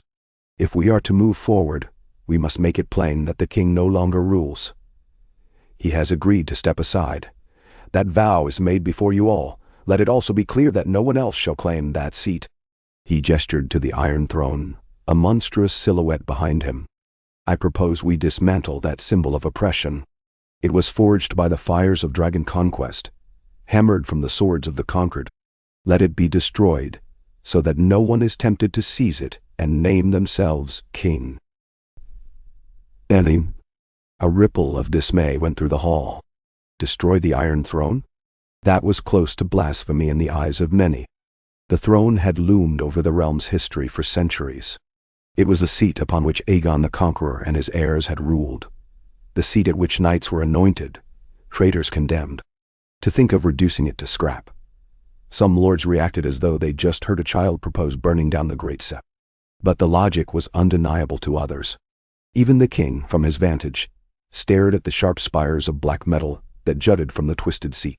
Perhaps in the swirl of his defeat, he realized it was better for that hideous relic to vanish than to stand as a monument to his shame. At first no one spoke, until a single voice broke the silence. Ice. Tear it down. All heads turned. The speaker was a woman in the livery of House Wild. Lady Ismay, who had come to the capital weeks ago. She was known to harbor resentment toward the monarchy after her father's lands were ruined in a royal war. She stepped forward, chin raised. I have lost too much to the pretensions of kings, she said in a steady voice. Let the throne melt into slag, and let us see if we can forge something better from its remains. Someone else cheered from the back of the crowd. A soldier, by the look of him. Then, a peasant voice from the doors added a hear. Hear. A wave of approval, though still uneasy, rippled through the watchers. Varys caught Rey's eye again. She turned and beckoned to 4 armed men who waited near the entrance. They strode briskly to the dais, brandishing heavy hammers and iron tools. The throne dwarfed them, but the men set their jaws with grim determination. The king made a small, startled sound, but he did not object as they gently, but firmly, motioned for him to stand aside. Two of the men reached under his arms, guiding him away from the throne. He looked lost and terrified, yet offered no resistance. He was hustled down the dais steps. A wave of curious onlookers parted to let him pass, and the once mighty monarch found himself among the crowd, just another man now. At that, the hush in the throne room turned reverent, as if they watched a funeral. And perhaps they did. A funeral for the old order. Then, with a clang that echoed from the stone walls, the first hammer struck the iron throne. Sparks flew from metal, scattering like angry fireflies. The men hammered again and again, each blow loud as thunder. At first the throne resisted, for it was thick steel, hammered and reforged countless times over centuries. But the men's determination did not waver, and after many blows, pieces of jagged metal began to break away. The watchers flinched at the racket, unsure whether to exult or recoil. Some covered their mouths in horror, tears glistening in their eyes. Such was the throne's iconic power. More armed men joined in. The hammering continued, and soon the dais was littered with shards of black steel. What had once been the seat of absolute authority was broken into so many twisted fragments. One final blow knocked the great back piece loose, and it crashed down the steps with an awful screech, nearly crushing a chunk of the mosaic floor. The sound reverberated in every corner of the hall. When at last the hammer stilled, the skeleton of the throne remained, half collapsed. It resembled a great black carcass left in a wasteland. One could still see glints of the original swords that had composed it, now bent or snapped in two. And as the men wiped their brows, stepping back, very slowly approached the ruins. For a moment, he simply gazed upon what was left of the seat that had caused so much bloodshed. The crowd held its collective breath. Outside, the chanting continued, though more subdued now that some understood an act of incredible significance was taking place within the Red Keep. Varys bent and picked up a small, jagged shard from the wreckage. Its edge was still keen, so he handled it delicately, lifting it for all to see. "Behold," he said softly, "the last splinter of an old dream. May it remind us that power, though it can be fearsome, is not immortal. The real seat of rule must be grounded in the will of the people, and if that will is defied, any throne can be shattered." "Manso." A hush, then a sudden cheer from the more radical watchers. Some of the lords looked deeply uncomfortable, yet also cowed. The monarchy's heart had just been ripped out, or so it seemed. A keen observer would note that a realm does not change overnight, simply because a throne is hammered to pieces. But this spectacle, this irreversible moment, forged a new sense of possibility and fear. For if the monarchy was not absolute, then what else might topple? Outside, the thousands gathered began to spill into the keep's outer wards, halting only when confronted by the sight of watchers in half-livery, half-plain clothes, members of the incipient Republic's network. Ray gave a silent order to some of her compatriots, who hurried outside to calm the crowd, promising them that change was already unfolding inside these walls.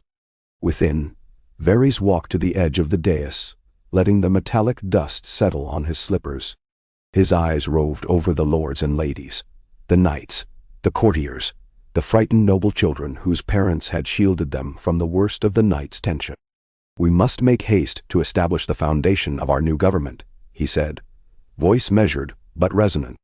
"Every region must send delegates, lords if they choose, but also lesser folk. The small folk outnumber the nobility 1,000-fold. Their voice must carry weight, or we risk merely exchanging one tyranny for another." "No." The man wearing the gold key of the king's master of coin, still evidently in shock, stammered, But how? How do we arrange so many delegates? Who organizes them? And until that can be done, who commands the city watch? Who ensures that no one runs rampant, looting and murdering in the name of the new order?" Varys offered a small nod, acknowledging the enormity of the challenge. In the immediate term, A provisional council must be formed from those who have already pledged to support a republic. We have individuals in each region, the so-called Shadow Council, who have quietly been coordinating efforts. We will gather them here within a fortnight, or send word to their safe meeting places to convene locally and choose representatives. During this interim, the Gold Cloaks will follow the direction of a stewardship, composed of a handful of us who have proven our commitment to the realm's welfare. Myself, the Grand Maester, certain knights and merchants of recognized integrity, people who do not seek a crown but will keep the peace. Nay, a few sour looks suggested that not everyone trusted Varys or his allies. But in the face of the chanting throng beyond the doors, the shattered throne behind him, and the king's own abdication, no one seemed eager to step forward in open defiance. At least, not yet. The biggest threats to any revolution often came once the old regime had fallen, when opportunists or zealots tried to fill the vacuum. Varys knew that. He would have to work very quickly to fortify this new structure before such predators could pounce. He turned to Rey, beckoning her forward. She stepped onto the dais with a sure-footed confidence that belied her origins as a mercenary. Her cloak was stained with rain, face streaked with sweat, but her eyes gleamed. If the Watchers expected a refined oration from her, they would be disappointed. She simply said, "We're not here to put ourselves above you all. We're not lords or ladies, though some of us come from such blood. We serve the cause of a free realm. The small folk deserve a voice that matters. That is what you'll see if you give this movement a chance." Mamamar. With that, she nodded curtly and stepped back, deferring to Varys. Bannon, behind her, merely grunted.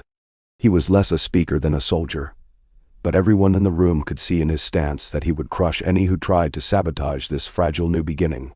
As the torchlight wavered, Varys sensed that some measure of acceptance was taking hold. Not unanimous, far from it, but the immediate threat of an armed clash in the throne room was ebbing. Some courtiers, uncertain of their future, began to drift out the side doors, or speak in quiet huddles about how best to adapt.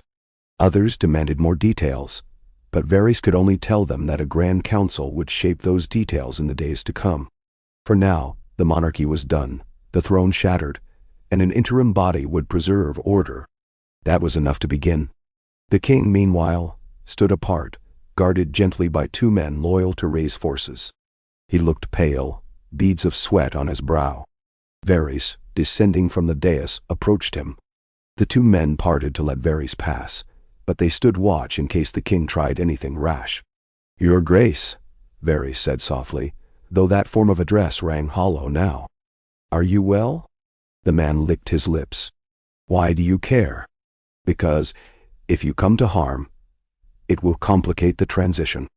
Varys paused, letting the man gather himself. "I gave my word that no blood would be shed unnecessarily." The king gave a bitter laugh. "And yet you hammered my throne to ruin, my forebear's seat." He looked away, his gaze distant.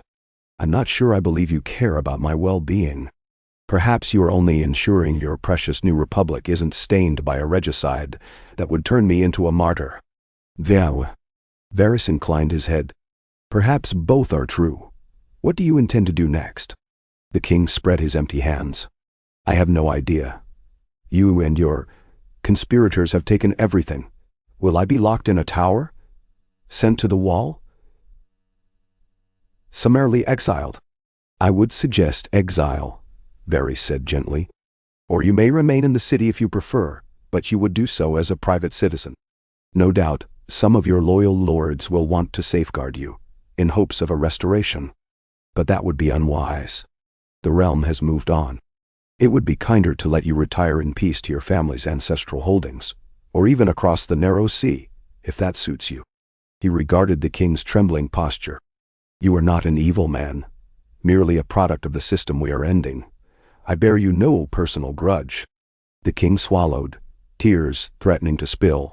Perhaps he realized that, at this moment, he was safer in Varys' custody than in the hands of zealots outside who might want the last king's head on a spike. I will think on it," he managed. "What a choice you leave me, exile or obscurity. Better that than death." Varys gestured for the guards to escort him to a private chamber to rest. "No harm shall come to you. We do not intend to make you a sacrifice." The former king allowed himself to be led away. Few parted from the crowd to follow him. The monarchy's supporters seemed to be in disarray, uncertain whether to protest or attempt some last stand. In the end, perhaps they saw it was futile. The king was dethroned, and the city was on the brink of a new shape. All around, the throne room's occupants either drifted into smaller conversations or trickled out to share news with the crowd. Soon the muster of thousands outside would want to see the proof of victory. They would likely want to celebrate and to hold the new leaders accountable for their promises. That was the next challenge, to channel the people's jubilation into constructive steps, rather than letting it devolve into a mob spree of vengeance upon the old nobility. Varys regrouped with Ray, Bannon, and Jess near the dais. The floor was strewn with metal shards, and the stench of sweat and adrenaline hovered in the warm air. Bannon exhaled, letting his broad shoulders loosen. "Well, we did it," he said in a grim tone. "And I feel we're only at the beginning of something even bigger." "Quite so," Varys replied. "Now the real work begins. We must ensure that the city doesn't descend into anarchy, that the lords do not secretly conspire to reinstall a king, that foreign powers do not exploit our transition, and that the small folks' hopes are not betrayed. We stand on a narrow ridge, and any misstep could send us plunging." "Then Sidammer." Ray nodded, wiping sweat from her brow. "We should establish immediate lines of communication with our allies in the other regions. The North, the Vale, the Reach, Dorne, the Iron Islands, and so forth. They must learn that the monarchy has fallen, and that the path is open for a grand assembly.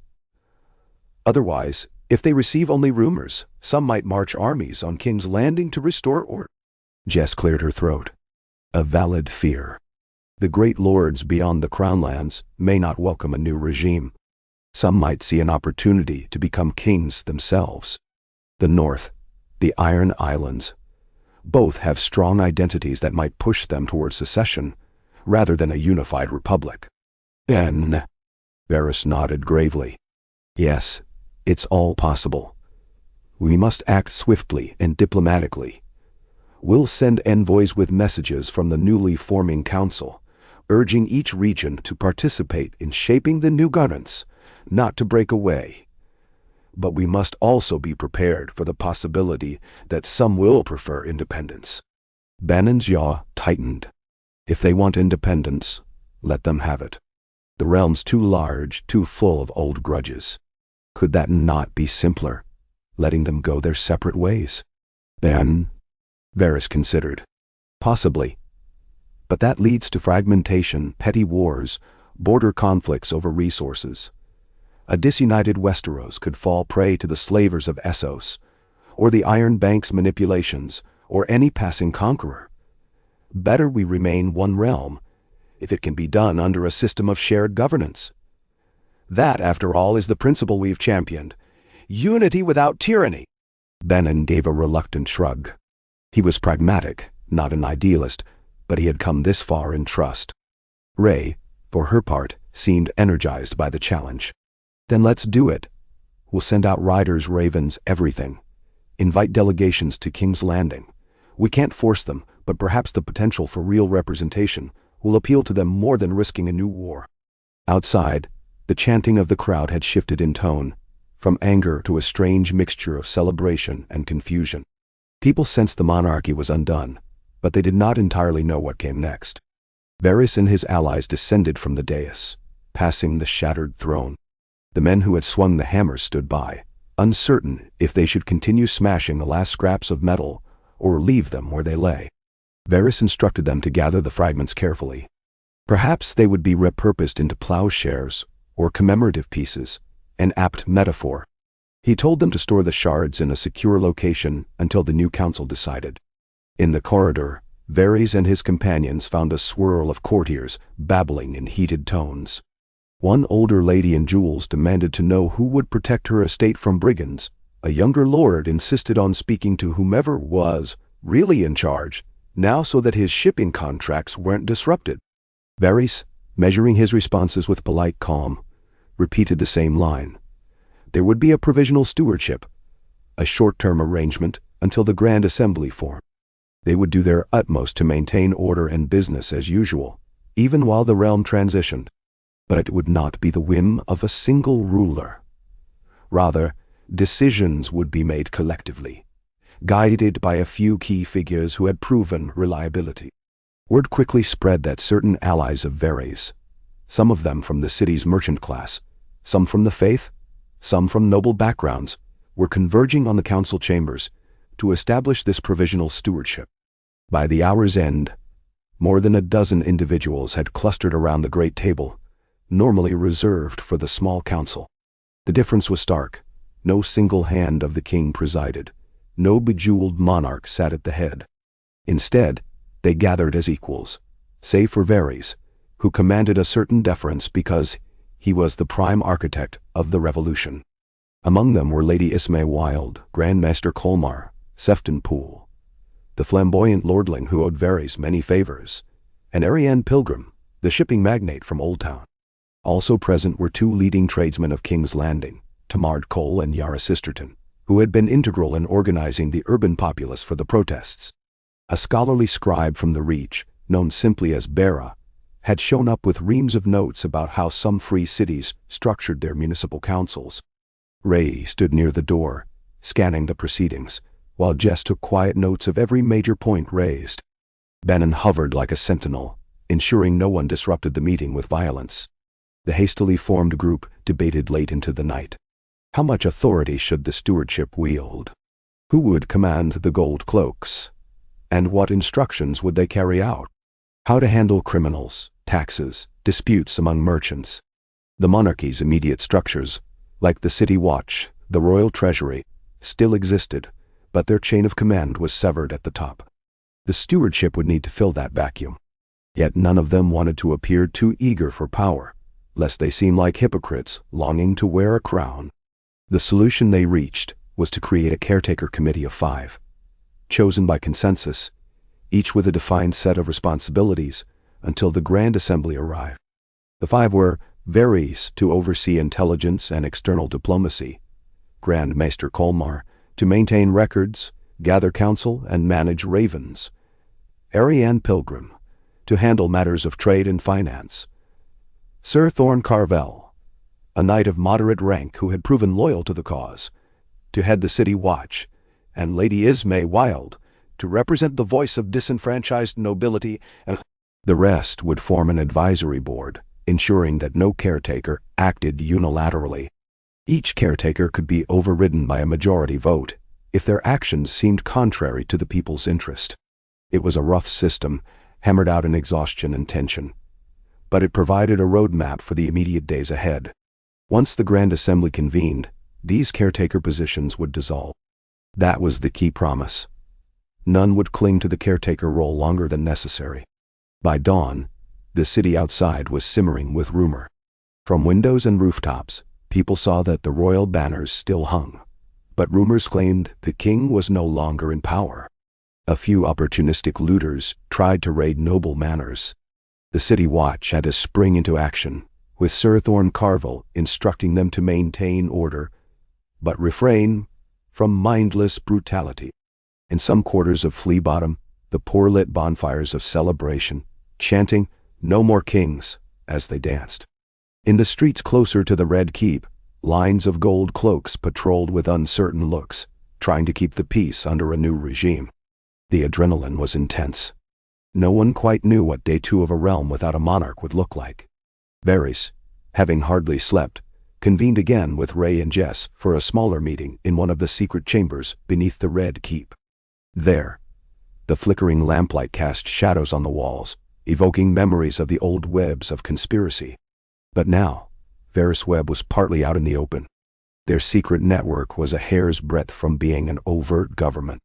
Still, secrecy remained crucial in many respects, especially if foreign threats or unreformed lords attempted a coup. "So," Ray said, pacing in front of the half-burnt table where maps were scattered, "we made a caretaker government. Good, but half the realm still has no idea monarchy is fallen, And even if they do, they might not accept it. We need to be sure our letters and envoys go out immediately. Jess nodded. I've started drafting a formal proclamation for the stewardship to sign. It invites all regions to send representatives to a grand assembly in King's Landing, to begin in 1 month's time, or as soon as they can arrive. It also proclaims that the monarchy is dissolved and that the king has yielded in peace. She frowned. Some might think that last part is a lie, and that we forced him at knife point. Varys gave a small shake of his head. In truth, we did use intimidation, but the fact remains that he abdicated to avoid bloodshed. We can phrase it gently. He tapped a finger on the map. We must also consider how to handle each region's unique concerns. The North might resent continuing to pay taxes to a southern authority, even if it's a council. The Iron Islands might see a chance to break free under their own rule. Dorne has a history of independence. The Tullys in the Riverlands might be receptive, given how monarchy often neglected their troubles. But that's not certain. The Lannisters in the West are wealthy and proud. They could fund an opposition if they so choose. We can't simply assume all will fall in line. Yesterday? Jess let out a slow breath. We'll craft separate letters addressing each region's fears, promising them representation and autonomy within the new government. But hopefully enough unity that we remain one realm. Ray turned to Varys. And what about the threat from extremist groups, like the Red Dawn in the Riverlands, who want to torch every manor and kill every lord? They already refused to be reigned in once. Now that the monarchy's toppled, they might claim its open season on the aristocracy. Varys's jaw tightened. We must dispatch trusted envoys to them again. If they still refuse to lay down arms, then they become a threat to the stability of the new order. We can't allow them to sabotage everything by terrorizing the countryside. The people want justice, not indefinite violence.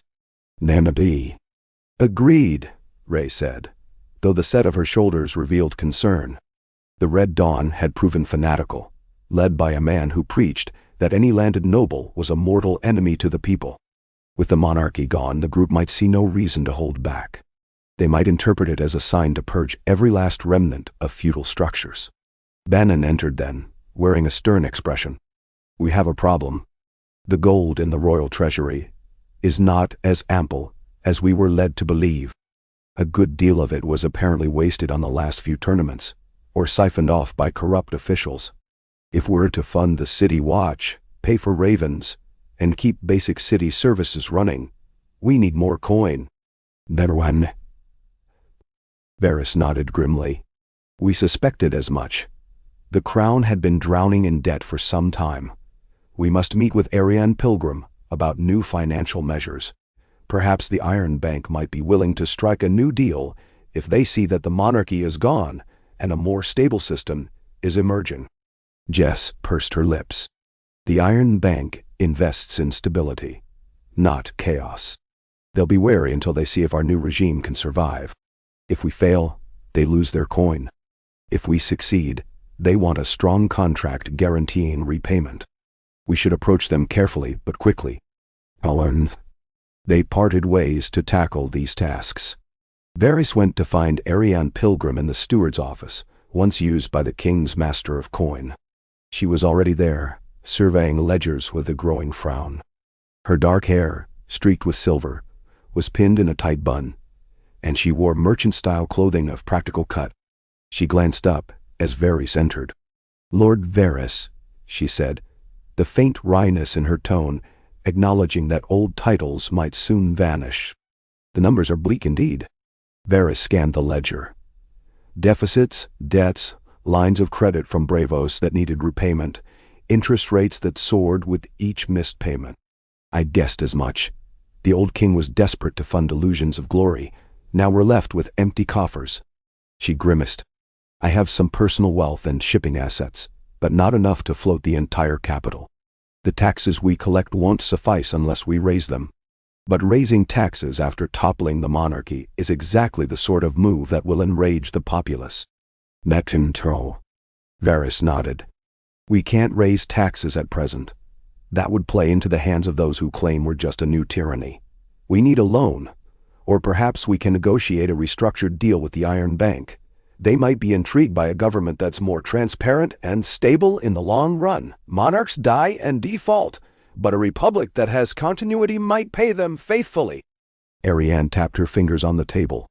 I'll dispatch letters immediately, explaining the shift in power and offering them the chance to negotiate. In the meantime, we'll need to find ways to conserve what little coin we have. Reducing the size of the royal household might be wise. Varys gave a small, humorless chuckle. Yes, I suppose we won't be hosting any lavish feasts soon. Nor will we keep the same number of cupbearers and servants in gilded livery. Strip away the trappings of monarchy. Let the entire realm see we're serious about a more austere, functional administration. They began drafting a plan for short-term funds, cutting royal extravagances, encouraging voluntary contributions from wealthier supporters, offering tax relief to certain merchants in exchange for short-term loans. It was all a complicated balancing act, but Ariane was shrewd. Varys trusted that if anyone could keep the new government solvent during this rocky transition, it was she. When he emerged from the office, the corridors hummed with fresh commotion. Word had spread through the city that the Iron Throne was destroyed. Some cheered, some wept, some simply gawked in disbelief. Foreign dignitaries lodged in King's Landing began sending frantic missives back to Essos or elsewhere, describing the unprecedented revolution unfolding. The city's mood was equal parts euphoria and anxiety. In Flea Bottom, rumor had it that street gatherings turned into rowdy parties each night, with local men and women raising toasts to the end of tyrants. Meanwhile, pockets of more conservative folk cowered indoors, terrified that the new regime might punish them for having served the old king. That evening, the caretaker committee reconvened for a formal session around the large council table. Each caretaker reported on their progress. Sir Thorne Carvel had deployed the city watch to quell looting and violence, but instructed them to avoid brutality. Colmar had sent a legion of ravens to the major seats of power, proclaiming the monarchy's end and inviting them to a grand assembly. Lady Ismay had tried to reassure local Stormland Knights that they would not lose their lands if they cooperated. Ariane Pilgrim recounted the dire finances. Then all eyes turned to Varys. He set his hands on the table. I've spent the day conferring with our old network of eyes and ears. We have some immediate threats. 1. Certain gold cloaks remain secretly loyal to the monarchy. If they rally, they could stage a coup. Thorne, you'll need to identify and remove them quietly, or at least station them where they can do no harm. Now. Sir Thorne Carvel, a grizzled knight with salt and pepper hair, nodded gravely. I'll see it done. We'll rotate postings, isolate the troublemakers. Good. 2, continued Varys. We have word from the Riverlands that the Red Dawn is growing bolder. Without a king's banner to fear, they're burning manors, calling for the heads of all landholders.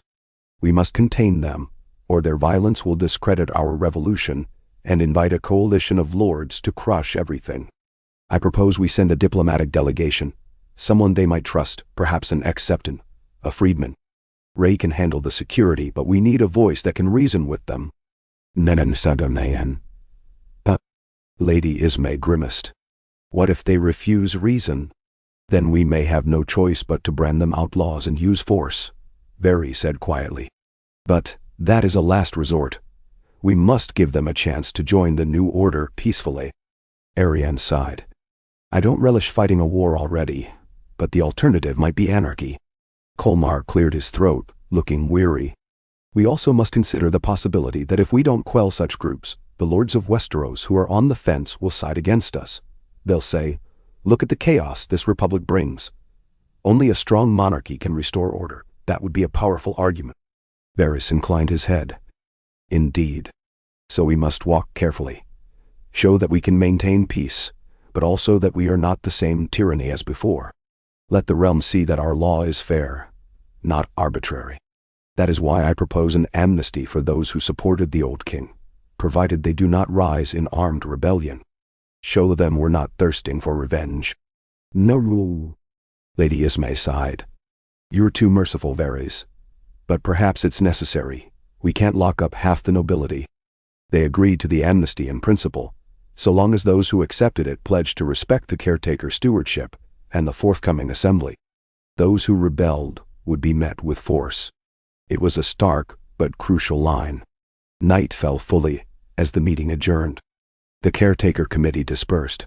Some retired to their quarters, while others continued urgent tasks. Varys found himself stepping onto a balcony overlooking the courtyard of the Red Keep, which was awash in lantern light. Below, a large crowd remained, chanting or praying, uncertain whether to disband. The banners that once flew above the courtyard had been taken down, leaving bare poles. Some men and women were milling about, holding crude banners depicting a snake devouring a crown, the old insignia of the secret republic. But now it was no secret. The snake was out in the open, for all to see. A figure approached Varys on the balcony. It was Jess, her face drawn with fatigue. She joined him in staring down at the courtyard. Softly, she said, "So this is how history is made, and it feels almost frightening, doesn't it?" Varys nodded, the night wind ruffling his robes. "Yes, I've played many games in my time, Jess. I've maneuvered lords, queens, armies, but never have I felt the weight of so many hopes riding on such a fragile scaffold. One misstep, and we might plunge into a darkness worse than any monarchy." She glanced at him. "Do you regret it?" He turned to meet her gaze, candlelight reflecting in his pale eyes. "No," he said quietly.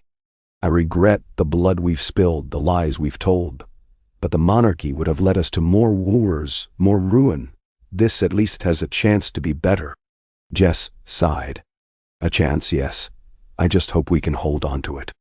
They watched as the crowd below began to disperse at the urging of watchmen, peacefully for now. The flickering lanterns cast long shadows, and Varys imagined he saw entire shapes of the future in those shadows.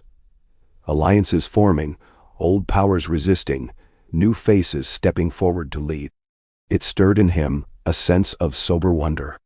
For so long he had orchestrated events from behind a facade, playing the part of the spider in the corner. Now he stood at the forefront of an upheaval that might change Westeros forever. The next day dawned overcast and cool, which suited the uneasy mood of King's Landing.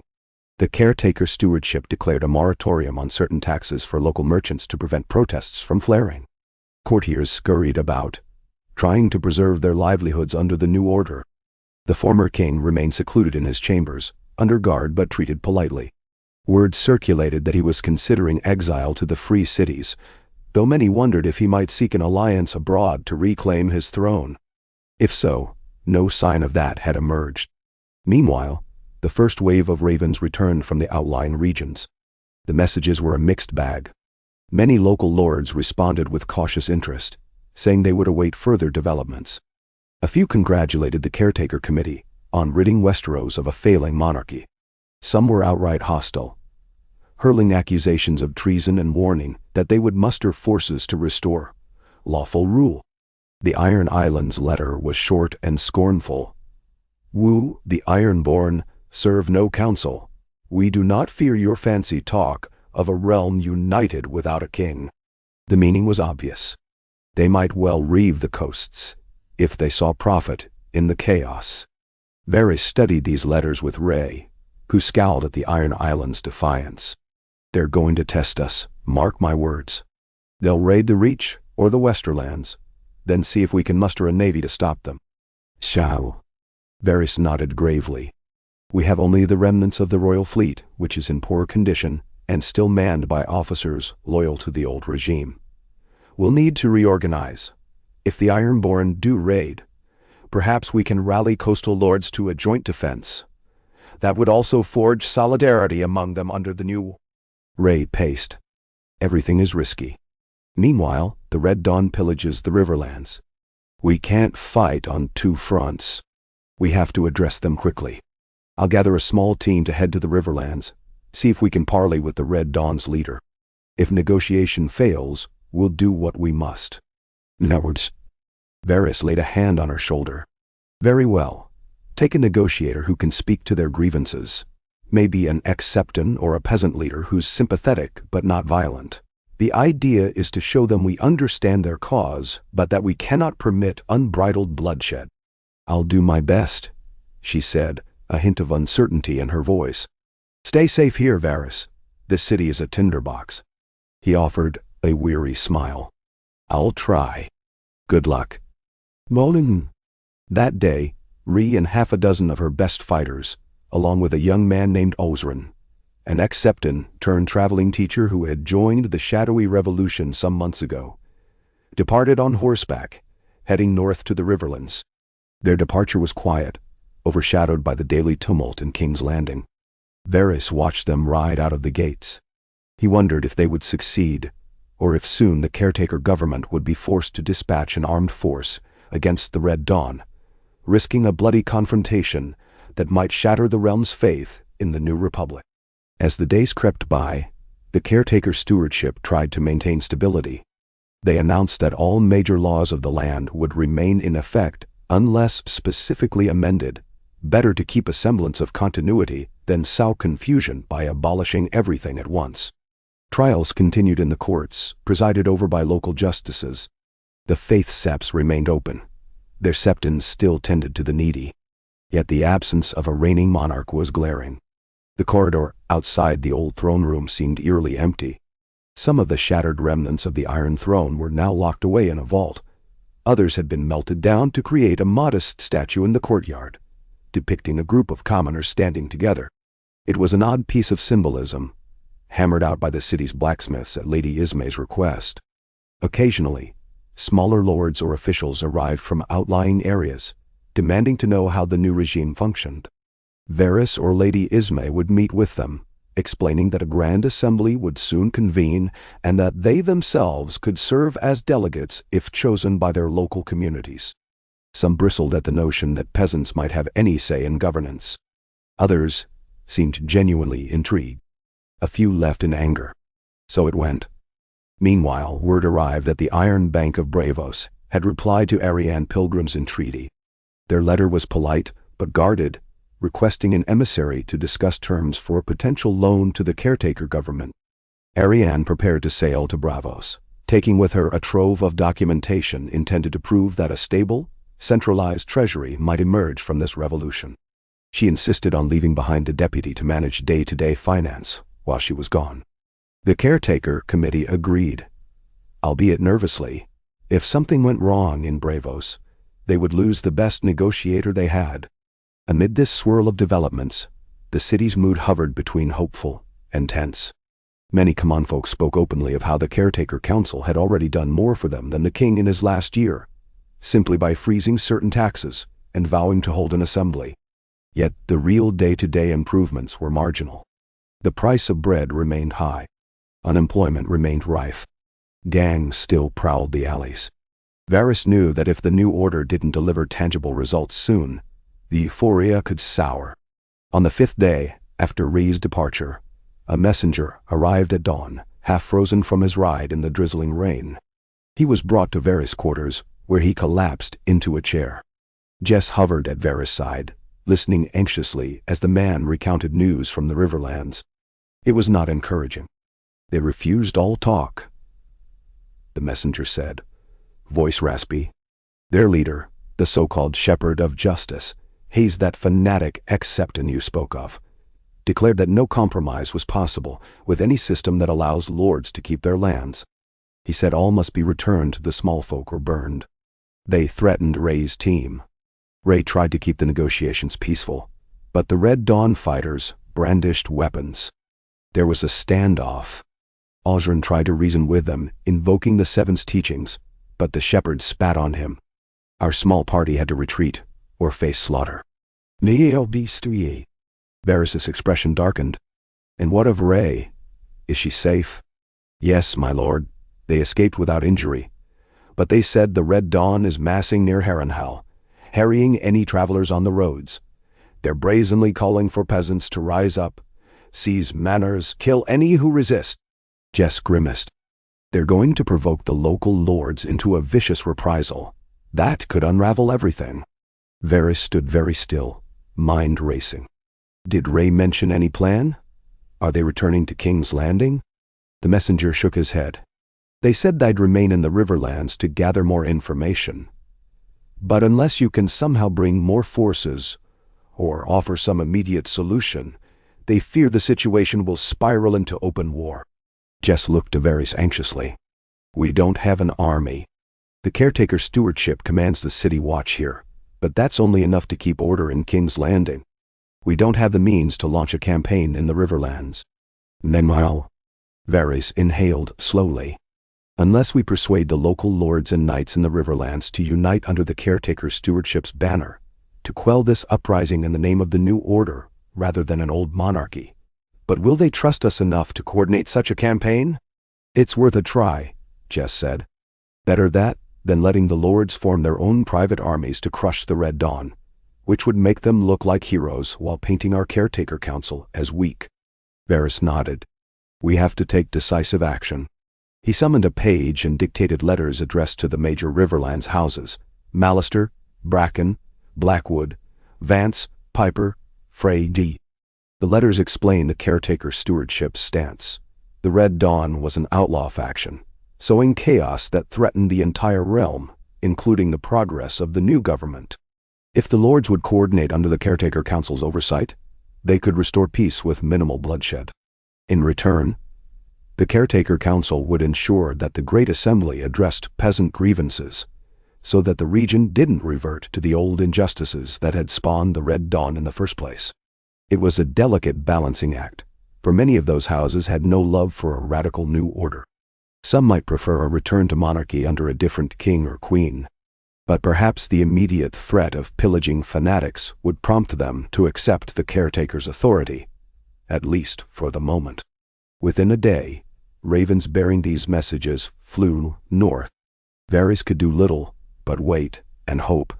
Meanwhile, in the city, rumors about the Red Dawn spread like wildfire. Some among the small folk whispered that they admired the group's uncompromising stance, that lords should indeed be stripped of their lands. Others, less radical, feared that if the Red Dawn was allowed to continue, it would bring ruin upon them all. The caretaker stewardship was forced to issue a public decree condemning the Red Dawn's attacks, while reaffirming that peasants would have a voice in the new assembly. We will not solve injustice by unleashing more injustice, said the decree, written by Jess's careful hand and signed by all 5 caretakers. The nights grew restless. Varys worked late, meeting with the watch captains, the caretaker members, and various informants. He sensed that the next few weeks would determine if the new order stabilized or cracked. The atmosphere in King's Landing was taut. Some of the old guard still lurked, men who had not quite accepted the monarchy's downfall. Even among the common folk, the honeymoon phase of revolution might soon end if the caretaker council failed to produce real change. Amid these swirling pressures, a new complication arose. A letter from the Vale, bearing the falcon seal of House Arryn. It was addressed to whomever claims authority in King's Landing. Lady Anya Arryn wrote with cold politeness that she was considering the possibility of recognizing the caretaker stewardship, but only if the new government guaranteed the Vale's traditional rights and offered certain exemptions from taxes for mountainous regions. She also warned that if the caretaker stewardship attempted to impose laws or taxes without the Vale's consent, they would close the Bloody Gate to all travelers, effectively cutting the Vale off from the rest of the realm. Varys read this aloud at a late-night caretaker meeting, sighing as he concluded. So the Vale demands near total autonomy. Not surprising. Many in the Vale have always guarded their independence. Lady Ismay rubbed her temples. If we grant them such concessions, the other regions might demand the same. Soon we'll have a patchwork of separate fiefdoms, barely united. Colmar, eyes weary behind his spectacles, mused. But if we refuse, the Vale might break away entirely or join forces with those who oppose us. We can't afford that. What? Ariane Pilgrim, who had delayed her departure to Bryvos for another day, said, Look at it from their perspective. The monarchy always took advantage of them, demanded knights for wars, taxed their limited farmland. Now we appear out of nowhere saying we're in charge, and you must send delegates to us. They have reason to be wary. Varys nodded. Perhaps we can craft a decentralized system that still shares core principles. like a realm-wide code of rights, mutual defense, and a common treasury. But each region might handle many local matters independently. We can reassure them that we are not replacing the absolute monarchy with an absolute council. That is simple. That approach may be wise, Ariane agreed. We are forging something akin to a confederation of regions under a central assembly. If it works, it might actually be more stable than the old monarchy that tried to impose uniform rule on all. Thus, they spent another hour drafting a reply to Lady Erin, promising that the new assembly would allow a broad measure of regional autonomy, so long as each region upheld the core laws and contributed a fair share to mutual defense and shared projects. They stressed that the caretaker government was not imposing but inviting, seeking a union of free peoples rather than a forced submission. It was an idealistic message, but perhaps Lady Erin would find it palatable. After that meeting, the caretaker committee finally adjourned. Varys drifted into the courtyard to find a breath of fresh air. Torches crackled in sconces. The night was cold, the sky moonless. He let the chill seep into him, as if it might sharpen his thoughts. A rustle behind him made him turn. It was Grand Maester Colmar, that kindly, worn figure who had once spent his days quietly reading in the library, never expecting to be part of a revolutionary council. Varys gave a faint smile. "Maester, you should rest. These late nights are wearing on all of us." Colmar chuckled softly. "I'm an old man, yes, but I find this whole affair too fascinating to sleep. Besides, I worry that if I close my eyes, I'll awake to discover the realm in full civil war." Varys looked toward the battered gates of the Red Keep. "We must do everything we can to prevent that. Our best chance is if the majority of lords realize that the monarchy's collapse is permanent, and that they can either adapt or face endless turmoil. Some will adapt willingly, others must be coerced. But if we can unify them under the promise of representation, we might avert large-scale war." "Dutty." Colmar watched him thoughtfully. "You've accomplished so much, Lord Varys. You toppled a king without raising an army of your own. Only networks, whispers, alliances. Yet, I sense your burdens weigh heavily. You cannot possibly guide every thread.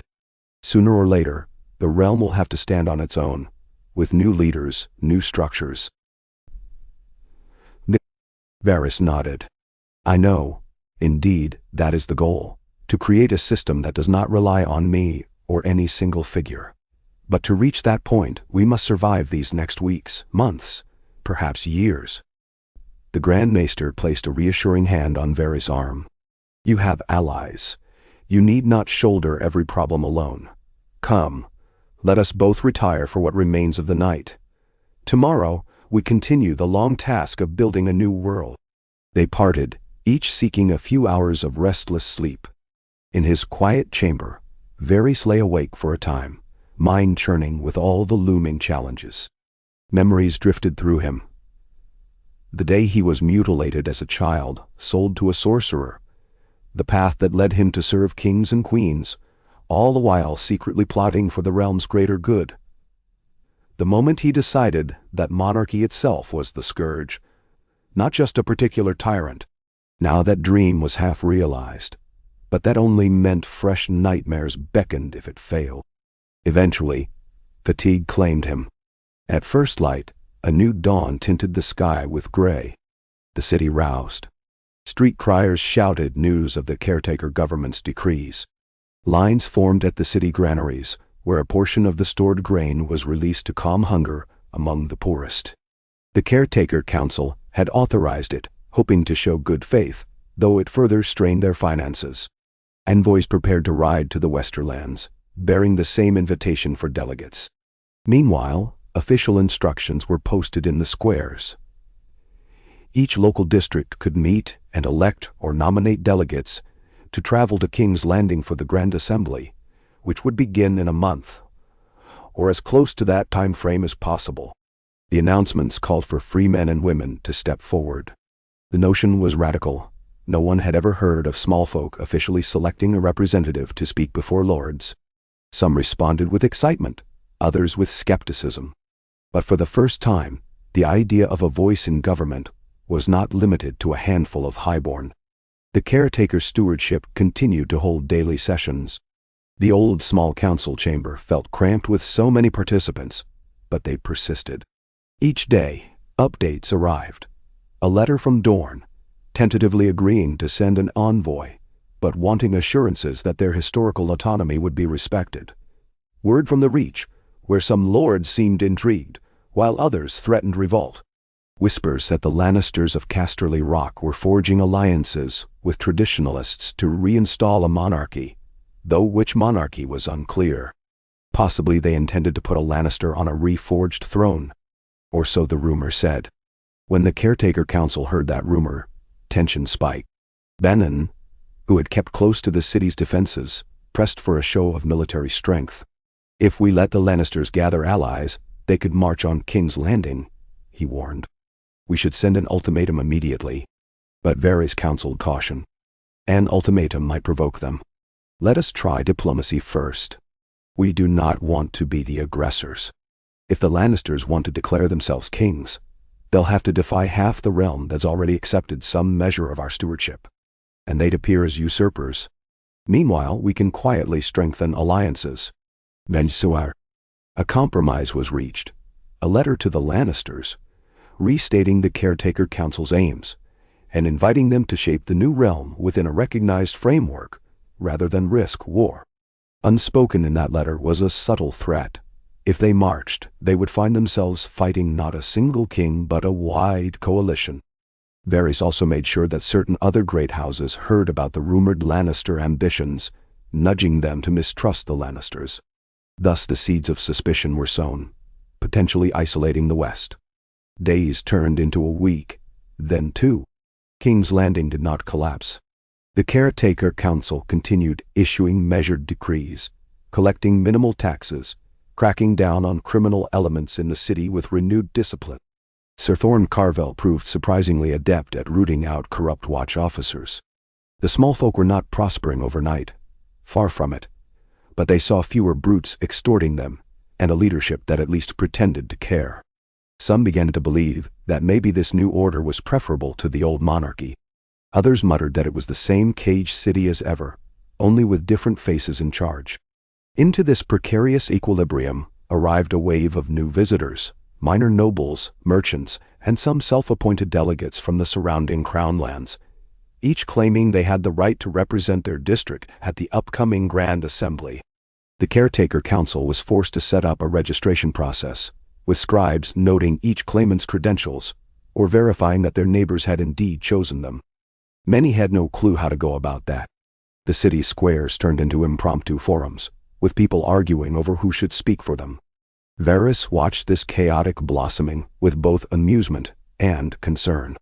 Democracy, or something akin to it, was messy indeed. The day after these delegations began arriving, Rhae returned from the Riverlands.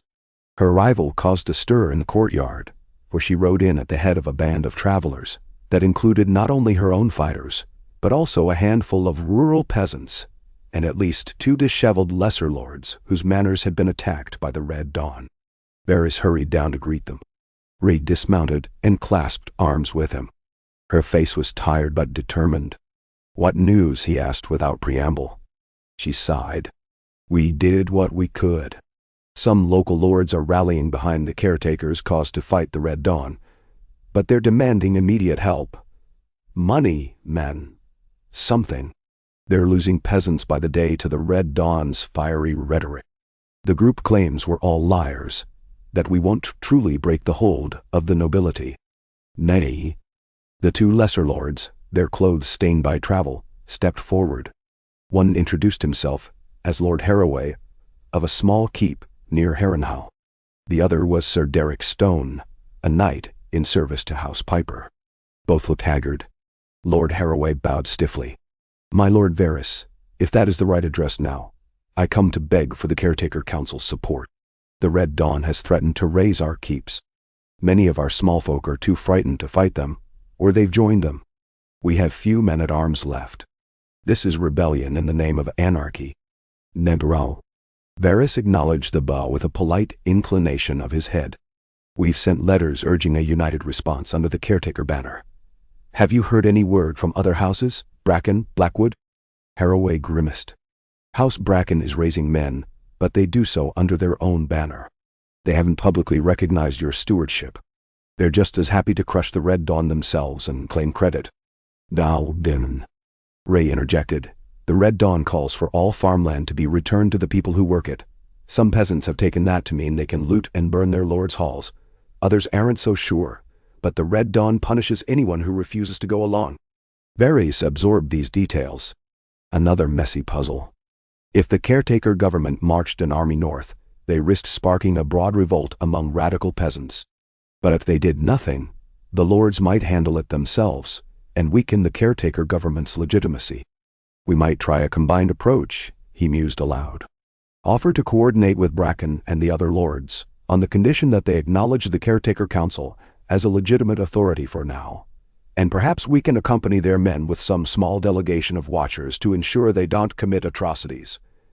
If the peasants see that we're not simply reinstalling feudal tyranny, they might desert the Red Dawn. Haraway frowned. A bold notion.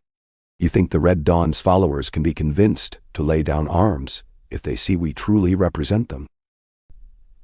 No, it's possible, Varys said. They're motivated by fury at centuries of abuse.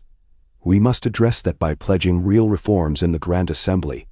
Land reforms, fairer rents, a voice in local governance. But first, the violence must end. Ray rubbed her neck. It won't be easy. The shepherd of justice, that except in leading them, is beyond reason. But if we can peel away his followers, maybe he'll be left with only a hardcore band that can be neutralized. Varys nodded. We'll see what the caretaker council says. We may need to send a formal envoy to House Bracken and all the other lords, offering this alliance. If they refuse, we'll have to consider alternatives, but we must not let the Red Dawn continue unchecked. Thus began another frantic round of meetings and letters. Lady Ismay, hearing the pleas of Lord Haraway, supported Varys' plan. She pointed out that if the caretaker council took the lead in resolving the Riverlands crisis, it would demonstrate to the realm that the new government could enforce peace. Arianne Pilgrim had already set sail for Bravos, so she was absent, but her deputy approved using some of the caretaker's limited funds to help supply a peacekeeping force, enough coin to at least feed and equip volunteers. Sir Thorne Carvel organized a small contingent of city watch volunteers, men and women who believed in the new cause and would serve as a neutral presence. Bannon, for his part, relished the chance to lead them. He declared he would personally travel to the Riverlands to coordinate with local lords against the Red Dawn, so long as they recognized the caretaker's authority. This plan did not lack risk. If Bannon's force was too small, they might be overwhelmed by the Red Dawn or overshadowed by the local lords' armies. If they were too large, the caretaker council would deplete King's Landing's defenses, leaving the city vulnerable to other threats. In the end, a compromise was reached. Bannon would lead a small but well-trained contingent of about 200 men and women, half from the City Watch, half from Ray's mercenary allies who had thrown in their lot with the New Republic. Lord Haraway and Sir Derek Stone, along with Ray, would guide them through the Riverlands. Their mission: quell the Red Dawn, protect innocent peasants, and demonstrate that the caretaker government was prepared to enforce a fair order. On the eve of their departure, Bannon visited Varys' chamber. The big man stood awkwardly near the door, helmet tucked under his arm. I wanted to say that I'm not much for speeches, but I understand how important this is. If we fail, the new order might unravel. Varys nodded. True. But if you succeed, you'll prove that a realm without a king can still keep the peace. That might swing many doubters to our side. Good luck, Bannon. Please keep Ray safe as well. And he snorted softly. Ray keeps herself safe, but I'll do what I can. He hesitated, then added, I never thought I'd be fighting on behalf of anything but coin. I was a mercenary for most of my life, taking pay from lords and kings, but maybe this is worth fighting for. A land where no one is forced to bend the knee to some mad sovereign or petty tyrant.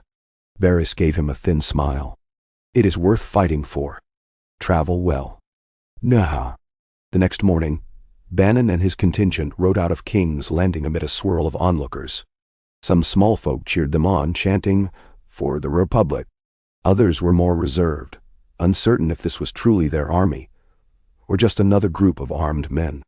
The Caretaker Council offered them official blessings, though that was little more than a ceremony. They were the closest thing to a standing force the new government had. In the days that followed, Varys focused on the crucial matter of the Grand Assembly. More and more self-styled delegates trickled into King's Landing from the Crown lands. They demanded accommodations, meeting halls, schedules. The Caretaker Council had to commandeer old noble residences, turning them into temporary lodging for delegates, and also had to set up a wide public square for open debate. The tension in the city rose once again, as these delegates argued among themselves, sometimes brawling in taverns over whose region had the more legitimate claim to farmland, or whether peasants should have full voting rights. Varys found himself constantly mediating. He began to wonder if the monarchy, for all its flaws, had one advantage: the illusion of unity. Yet, ironically, the turbulence of open debate was also a sign that a new kind of freedom was taking shape. People who had never had a voice were suddenly speaking up. There was a sense of raw potential in the air, even if it frightened as many as it inspired. Meanwhile, updates trickled in from Bannon's expedition. They had met with some local lords near the God's Eye, forging a loose alliance under the Caretaker Council's banner. House Bracken remained standoffish, but had not attacked. Skirmishes with Red Dawn supporters flared. Bannon reported that the Red Dawn was well armed, likely with old weapon caches that some radical cells had hidden over the years. Casualties mounted on both sides. Ray wrote that they tried to protect peasant villages from reprisals, but it was a delicate task. The Red Dawn began retreating toward Harrenhal, which stood partly abandoned.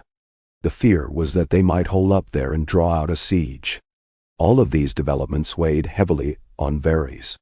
Whenever he walked the corridors of the Red Keep, he felt the absence of the old monarchy as a physical presence. No grand retinues, no heralds proclaiming the king's decrees. Instead, he passed scribes and delegates and caretaker guards, all busily engaged in forging a new normal. But the building itself, the red stone, the high ceilings, had been shaped by centuries of kingship. Could it truly be adapted into a seat of republican governance? The question was more than symbolic. The entire realm was being asked to adapt just as drastically, and not everyone was willing or able. On the 10th day after Bannon departed, a dark rumor reached King's Landing. The Red Dawn had begun executing any lord or knight they captured, branding them enemies of the people. In response, House Bracken had launched raids, burning villages suspected of harboring Red Dawn supporters. Even with Bannon's intervention, the Riverlands were sliding into a miniature civil war. The Caretaker Council debated sending reinforcements, but they had few to spare. The city, too, needed protection. At a late-night caretaker session, Varys listened as Lady Ismay slammed her fist on the table. "We're losing the people's faith if we can't stop this. What good is a new government if it can't keep the peace?" Sir Thorne Carville pointed out that sending more watchmen would leave the city dangerously exposed. Jess, who had been helping with the delegates, added that the only real solution would be a negotiated truce, possibly brokered by the Caretaker Council itself. Colmar asked if the Faith's high-ranking Septons could intervene. The High Septon in Old Town was rumored to be furious at the ex-Septon leading the Red Dawn into murder. Varys finally said, "We need a grand gesture, something that shows the realm we're not powerless. I propose we call for a formal ceasefire in the Riverlands, brokered by the Caretaker Council, guaranteeing a full hearing of peasant grievances at the Grand Assembly in exchange for the Red Dawn's disarmament. We'll also pledge to open negotiations on land reform. At the same time, we demand the lords cease reprisals. If either side refuses, we brand them enemies of the new realm." "Daddy, no. Brand them with what enforcement?" Ismay asked bitterly. Varys took a careful breath. "We remind them that, if they do not comply, they will face condemnation from every region that has joined our cause. If we unify the delegates who are arriving, perhaps we can muster real pressure. Economic boycotts, travel restrictions, moral outrage. And if that fails, We do what we must, even if it means forcibly disarming them. It was a tall order. But with little choice, the Caretaker Council issued a formal call for a ceasefire. Copies of this proclamation went out to every relevant party in the Riverlands. The Caretaker Council also broadcast it to the delegates in King's Landing, urging them to spread the word that the new government sought peace and reform, not endless war. While the realm reeled from this crisis, fresh arrivals poured into King's Landing for the upcoming assembly. A trickle of delegates from the Reach arrived, citing the endorsement of smaller houses. Rumor had it that House Tyrell was still deciding what stance to take. From the Vale came a handful of lesser knights and merchants, though not Lady Erin herself. Dorne sent a small party, curiously led by a woman named Kari, who claimed she was a cousin of the ruling princess. She expressed cautious support for the caretaker government, but wanted official recognition of Dorne's unique status. A cluster of bearded and proud Northmen arrived, representing some local clans, not the great lords. They grumbled about the difficulties of traveling south and demanded real concessions for the North's autonomy. Amid this swirl, Varys stood as a guiding figure. He would greet delegations, answer questions, steer them to lodging, and present the Caretaker Council's vision of a realm governed by an elected assembly.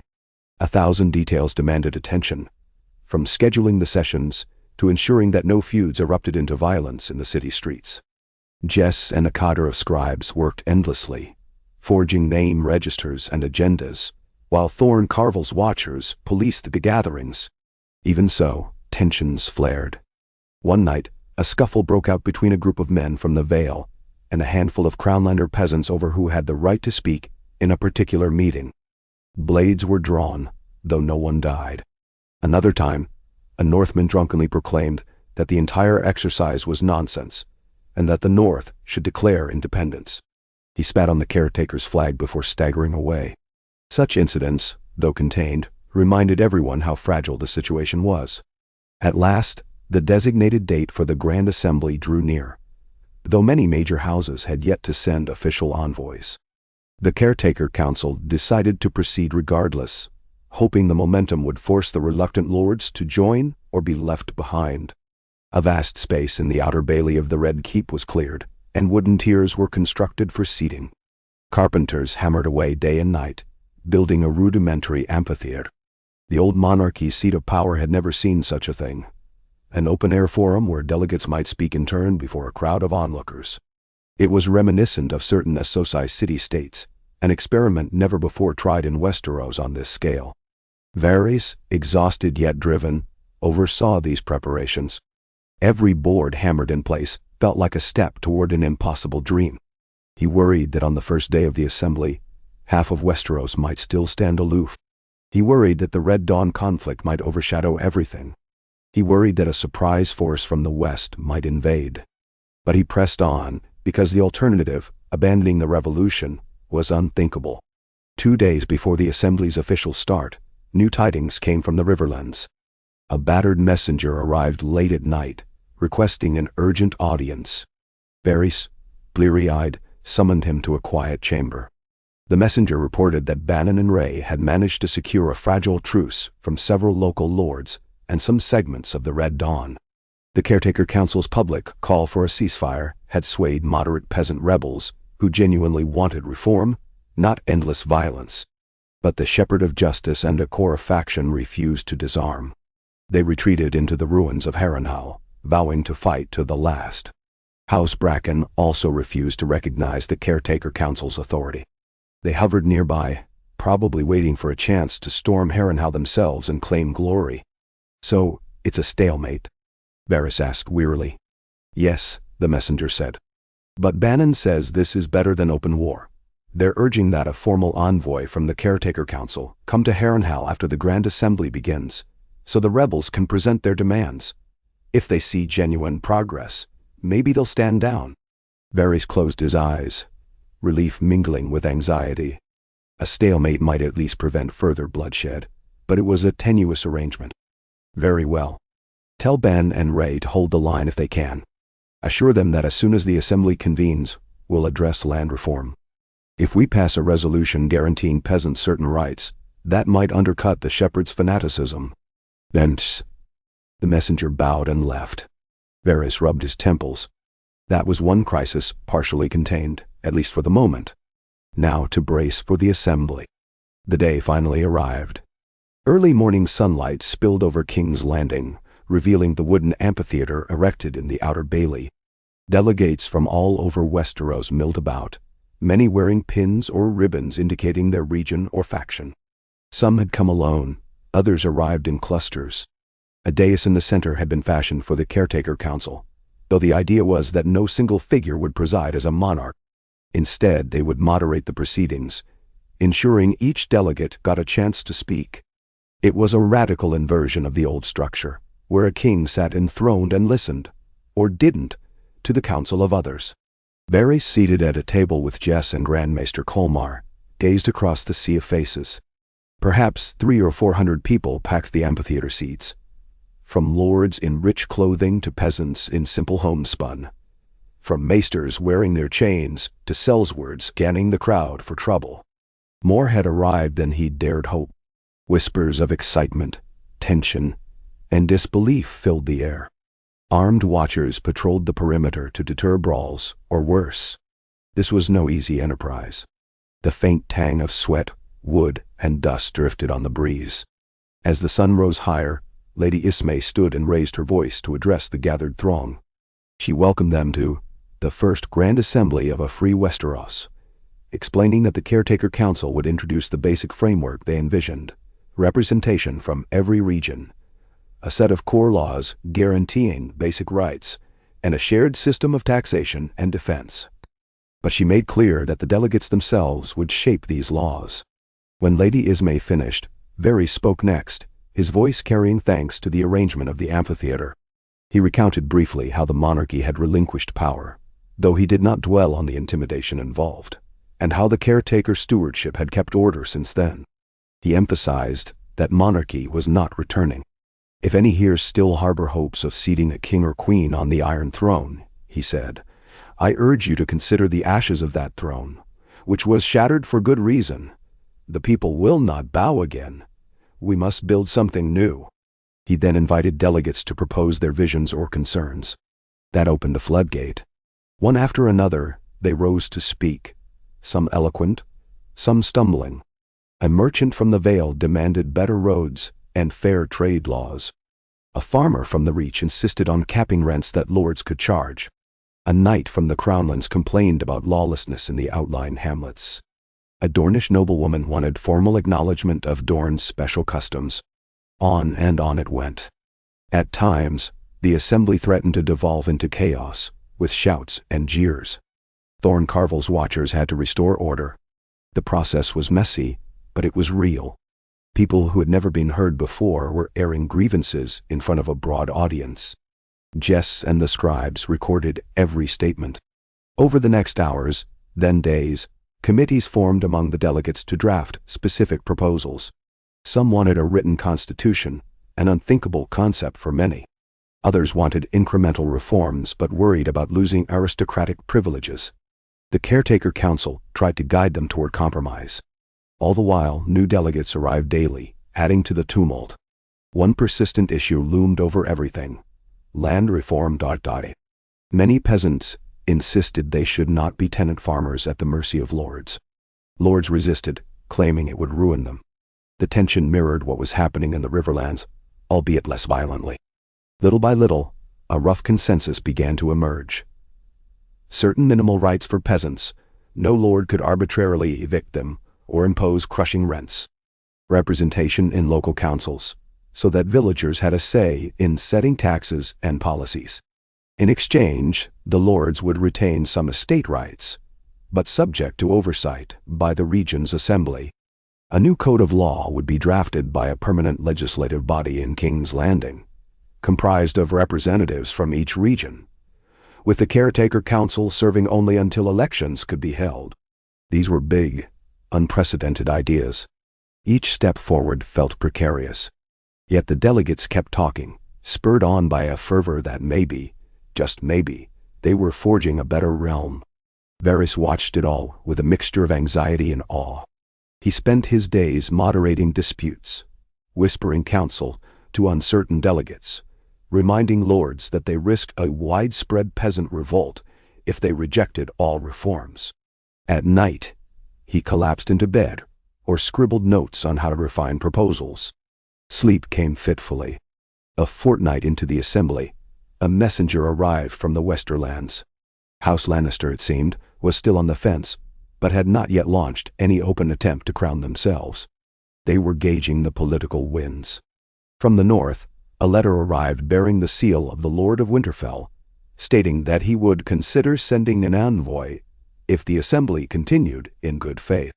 From the Vale came second-hand news that Lady Arryn was drafting demands for autonomy. From the Iron Islands, silence. They likely remained defiant. Meanwhile, from the Riverlands, Bannon and Ray reported that tensions were calming somewhat, thanks to the Caretaker Council's vow to address land issues. Many Red Dawn followers had laid down arms, or at least stopped active attacks, waiting to see if this assembly would produce real change. Only the Shepherd's core group remained hostile.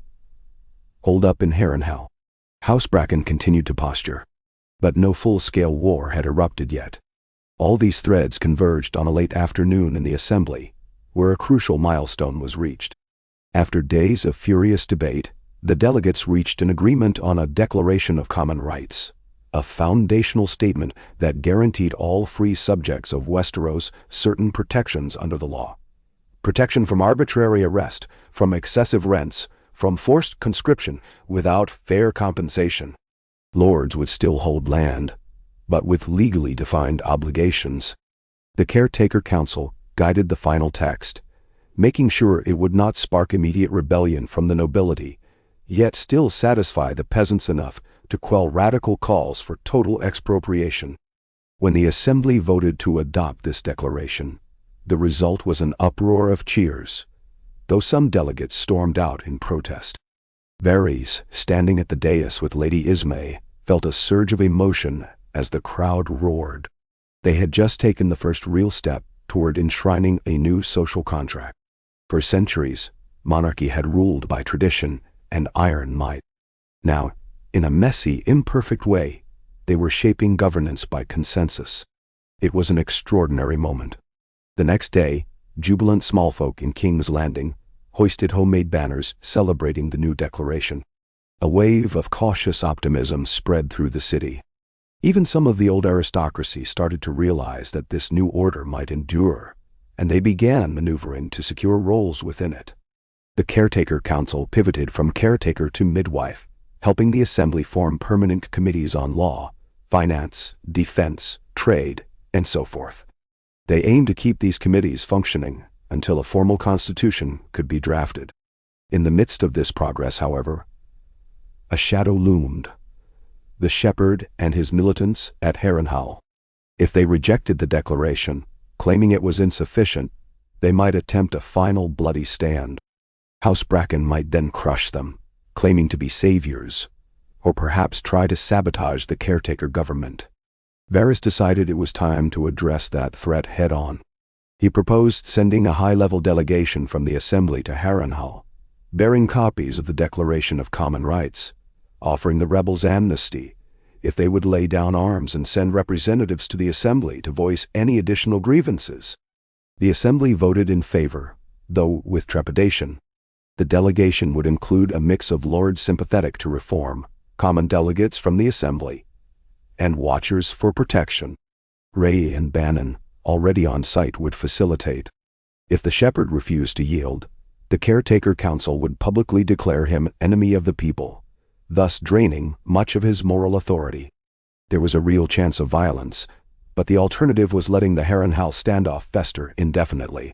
A day later, the delegation set out from King's Landing, about 60 strong. Varys, exhausted from weeks of work, decided to go along. This was no simple choice. He was a prime target for those who might resent the monarchy's fall. But he felt a personal responsibility for the shape of this revolution. He had orchestrated the monarchy's downfall. He should help see this conflict resolved. Lady Ismay tried to dissuade him, but he insisted. They traveled north through the Riverlands, passing burnt-out farms that bore witness to recent strife.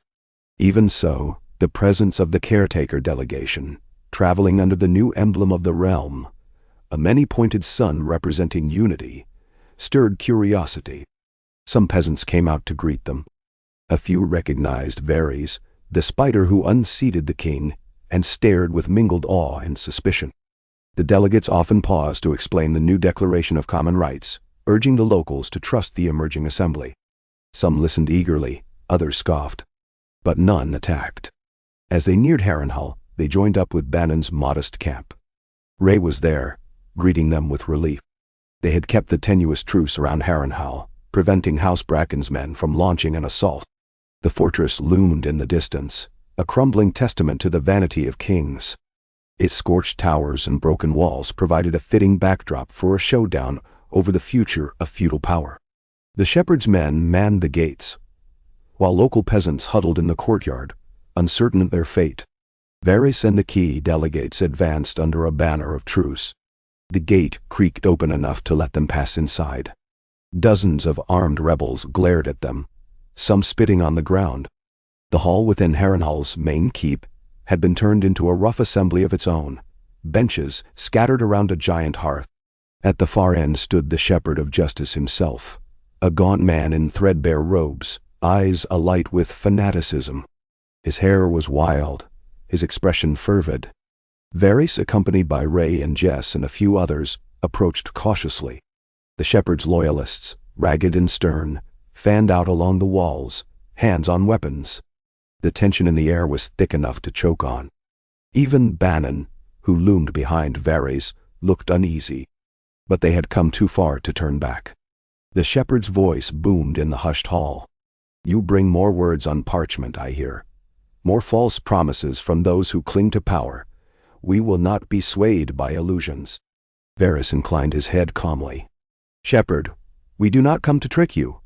We come with the Declaration of Common Rights, adopted by a grand assembly of delegates from across Westeros. It promises peasants legal protections, representation in local councils, a voice in the shaping of laws.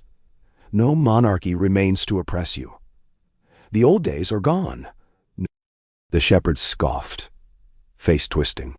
"Gone? Yet lords still hold their lands. Those who once knelt to kings now sit in your so-called assembly. Where is the justice for centuries of exploitation? Where is the restitution for stolen labor? Words on parchment cannot return what was taken." A peasant delegate from the caretaker group, a woman named Nella from the Crown Lands, stepped forward. She clutched the declaration in her hand. "Shepherd, I was once a tenant farmer. I know what it means to be powerless under a lord's whim. But this new law, these new councils, give us a chance to govern ourselves, to break the cycle of endless oppression. We can shape further reforms, including land redistribution, if the assembly agrees. But if you keep killing and burning, you will force the lords to unite and crush you. Then we'll lose everything." The shepherd fixed her with a cold stare. "We have spilled blood, yes, but only to right ancient wrongs. Compromise leads to betrayal. You rely on the same lords who once served the king. They will never voluntarily yield enough power to make us free." Ray stepped in. "That's why we destroyed the monarchy. We forced them to yield. And we'll continue forcing them through open debate, legal reforms, and if necessary, pressure from armed watchers loyal to the People's Assembly. But not by random slaughter. That only alienates potential allies." "Manor?" The shepherd's gaunt cheeks twitched. "Allies? The time for half measures is done. We want immediate surrender of all lordly estates to peasant councils, or we continue our holy war. No lord shall remain. You can have it both ways." A hush fell as the caretaker delegates exchanged glances. This was the crux. The shepherd's demand was total expropriation. That might satisfy the most radical peasants, but would ignite a massive backlash among the nobility, and possibly a civil war that would tear the realm apart. Varys stepped forward, mustering calm. "Shepherd, we cannot simply tear down every house and cast out every lord. The realm would plunge into chaos. Already, the new assembly has enacted measures that protect peasants' rights, including freedom from arbitrary eviction. But the transformation must be orderly, or countless innocents will die in the fighting. And what of the countless innocents who died under the old system? The shepherd hissed. They might say your caution is an insult to their memory. Jess spoke, voice trembling but resolute. I lost family in the wars of kings. I have every reason to hate the old system. But if you destroy everything, how do you feed the people next year? Who organizes the harvest, the roads, the mills? We can reorganize society without burning it to the ground. For a moment, the shepherd said nothing, his eyes flicking from Jess to Varys to the battered delegates. Then he let out a harsh, bitter laugh. You come with your arguments, your half-revolution. Perhaps you think I'll lay down arms and trust your pretty words, but you are also blind. Don't you see that the lords will gather their armies the moment it suits them? They'll smash your assembly, build a new throne, and enslave us again. Bannon growled. We have 200 watchers outside these walls. We've kept House Bracken from attacking you. We're not working for the lords, we're trying to keep the peace. Nan, sire. The shepherd sneered. We do not need your protection, and if you stand in our way, we will strike you down too. He raised a hand, and his rebels gripped their weapons more tightly. An electric tension crackled in the air. Varys felt a wave of dread. This was precisely the moment he feared, where reason might crumble, replaced by violence. He took a measured breath. We have no wish for further bloodshed, he said softly. If you refuse all compromise, you leave us no choice but to declare you enemies of the new realm. The shepherd took a step closer, eyes ablaze. The new realm, he spat, is as corrupt as the old. I will not yield until the land belongs to those who till it, not to parasites. Go back and tell your caretaker council that their half-measures are worthless. We will show them the true meaning of liberation. Varys' heart sank. Then I fear we are at an impasse. Indeed, the shepherd hissed. A pregnant silence, thick as lead. At length, Varys inclined his head, signaling for the delegates to withdraw. If they remained, violence would erupt. The caretaker party retreated slowly, weapons half raised in case of an ambush. But the rebels let them go, glaring with hatred. Once outside Harrenhal's gates, the caretaker delegates breathed a collective sigh of relief, though the gloom was palpable. Back at Bannon's camp, they conferred late into the night. The message was clear. The shepherd was not reconciling. His followers would remain armed, possibly launching raids if they sensed an opportunity. House Bracken lingered nearby, spoiling for a fight. The caretaker watchers were outnumbered overall. A direct assault would be foolish. The best they could do was contain the situation and hope the majority of peasants and lesser lords supported the caretaker assembly enough to starve the shepherd of recruits. In the morning, Varys prepared to return to King's Landing with most of the delegation, leaving Bannon and Ray to maintain the truce as best they could. Before he departed, he addressed the combined watchers and local allied forces. The Grand Assembly has passed a declaration of common rights. More reforms are coming. Do not let the shepherd's extremism taint the cause of justice for the common folk. Stand firm. If he attacks, defend yourselves.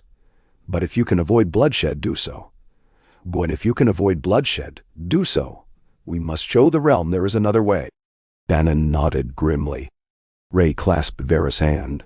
Safe travels. We'll do what we can. Let's pray the shepherd doesn't do something rash. Varys gave a thin smile. All we can do is keep trying to steer this revolution away from the cliffs. He and the delegation departed south, traveling through farmland where the scars of conflict were still evident. Along the way, they passed fields left untended, as peasants had fled the fighting. Here and there, they heard rumors that some rebels were splitting from the shepherd, uneasy with his zealotry. Other rumors said he was planning a grand offensive. The swirl of claims and counterclaims exemplified the confusion gripping the realm. Only time would tell which side gained the upper hand. Upon arriving back in King's Landing, Varys once more immersed himself in the Assembly's ongoing work. To his relief, the Assembly had continued drafting proposals for a permanent legislative council and an executive body selected by delegates, not crowned by bloodright. A draft framework named these positions consular seats, or leading offices to rotate every few years. Even so, Some lords in the assembly insisted they must have guaranteed representation by birth. The debate roiled on. Varys tried to nudge them all toward a workable compromise, some partial acknowledgement of noble claims, but not so much that the peasants felt betrayed. A flicker of hope came when new letters arrived from certain lords in the Vale and the Reach, cautiously endorsing the Declaration of Common Rights. They had read the text, heard of the progress in the assembly, and decided that a realm united under such principles might be more stable than indefinite civil war. The caretaker council rejoiced quietly at these endorsements. Bit by bit, their dream was becoming reality, though overshadowed by the dark cloud at Harrenhal and the unpredictability of the Iron Islands, the West and the North. As the assembly pressed on, Varys sensed the next big milestone would be finalizing a constitution or charter that spelled out the structure of this republic. If they could pass that document with broad support, it would be a foundation no single warlord or radical faction could easily tear down. The monarchy, after all, had existed in part by default. No one had known any other system. Now that a new system was forming on paper, it might outlive the chaos of its birth, if only enough people believed in it. Thus the delegates labored day and night, forging a draft constitution that codified a bicameral legislature, one house representing the common folk through direct or indirect elections, another representing the regions, including noble seats, but with limited powers. An executive council of 5 would handle foreign policy, defense, and urgent matters, subject to legislative oversight. Judges would be appointed by a judicial committee, ensuring that no single faction dominated the courts. The faith was offered a symbolic advisory role, so long as it did not overrule civil law. The monarchy's old laws would be gradually revised in a systematic process. This was all dizzyingly complex for a realm used to a single throne, but it was also exhilarating. Varys played a central role, using his knowledge of how Westeros functioned to ensure that the proposals were neither purely theoretical nor wholly captive to the old ways. He compromised with some lords, placated many peasants, and quietly ensured that the final structure retained checks to prevent any new tyrant from emerging. He was determined that no single strongman or strongwoman would seize power in a moment of crisis. At last, after weeks of intense debate, the draft constitution was nearly complete. The caretaker council scheduled a grand vote in the amphitheater. Tension built. On the morning of the vote, throngs of onlookers crowded the Red Keep's outer bailey. Delegates took their seats, some holding annotated copies of the Constitution. Varys could hardly breathe as he gazed around. If a majority approved the document, they would effectively birth the world's first large-scale republic, supplanting centuries of feudal monarchy. If the vote failed or was disrupted, the dream might fracture. At the appointed hour, Lady Ismay rose to read the preamble. Woo, the free people of Westeros, in pursuit of justice, unity, and peace, do hereby establish this charter of governance. Her voice carried across the hush, so tense that even the gulls circling above seemed still. When she finished, a roar of voices broke out, some in favor, some voicing last-minute objections. One by one, delegates stood to voice support or disapproval. The scribes tallied each statement. The hours dragged on, the sun crawling across the sky. Varys' heart hammered with every phrase. The final count approached. He wanted to close his eyes, but he forced himself to watch. At long last, Jess announced the tally. By a substantial majority, she said, her voice shaking, the Assembly adopts the Constitution of the free realm of Westeros. May it guide us henceforth. Diwannaga. A moment of stunned silence. Then an eruption of cheers, applause, weeping. Delegates embraced or sank to their knees in relief. Across the amphitheater, a wave of raw emotion swept the crowd. Varys closed his eyes for a moment, letting the jubilation wash over him. They had done it. Or at least, they had taken a massive stride. The monarchy was not only toppled, it was replaced with a codified new system that had garnered broad support from hundreds of delegates. That did not mean all of Westeros was on board yet, or that no wars loomed, but it was a foundation. It was real. In the following days, formal elections for the new legislature were organized, at least for those regions willing to participate. The Caretaker Council announced it would dissolve once the new consular seats were filled by the legislature's vote. Varys did not seek a consular seat. He stated publicly that he had done his duty and would serve only in a humble advisory capacity if asked. Many delegates cried out for him to take a leading office, yet he demurred. He wanted to ensure that no one person, especially not the spider who orchestrated a revolution, became a focal point of power that overshadowed the new institutions. He had always wanted a system that outlived the manipulations of any single figure, including himself. Thus, the realm staggered into a new chapter. The final dissolution of monarchy was sealed by the adoption of a constitution. Some parts of the land, like the Riverlands and Crownlands, largely embraced it. Other regions, like the North and Dorne, negotiated their own terms of partial participation, retaining local autonomy while sending delegates. The Vale hovered in half-cooperation, eyeing the results. The West remained suspicious, and the Iron Islands simply refused involvement, though some Ironborn quietly engaged in trade with the new realm. The newly minted free realm of Westeros was not wholly united, but it was not descending into all-out war either. It existed in a fragile peace, with pockets of resistance and enclaves of radical rebellion. Even the king, who had once presided over the Iron Throne, quietly departed King's Landing one day, boarding a ship for Essos with a small retinue. The Caretaker Council, by then overshadowed by the newly formed consular offices, did not impede him. They let him go. Let him chase illusions of restoration in foreign courts if he wished. The realm had moved on. Meanwhile, the Shepherd's faction at Harrenhal remained an open wound. Letters traveled back and forth, the new legislature urging them to send representatives. Some of the rebel peasants did. The Shepherd himself refused, clinging to total expropriation demands. But with each passing month, more of his followers drifted away, heartened by the real reforms taking shape in the new legislature. House Bracken still loomed, but carefully avoided clashing directly with the Watchers loyal to the new order. A precarious stalemate reigned. In King's Landing, the new legislature held sessions in the same wooden amphitheater, though plans were made to erect a permanent hall for debate and voting. Across the city, everyday life slowly adapted to the new normal. No king's taxes, but a new realm tax set by legislative vote. No forced kneeling, but new obligations enforced by a law code still under development. Some old nobility seethed at their reduced status, but they dared not defy the wave of support behind the new system, at least not yet. Varys, stepping back from the spotlight, found solace in the knowledge that he had helped birth an idea that no single sword could easily kill. The notion that power came from the people, and that no one sat on an iron seat by divine right, had taken root. It was not a finished saga.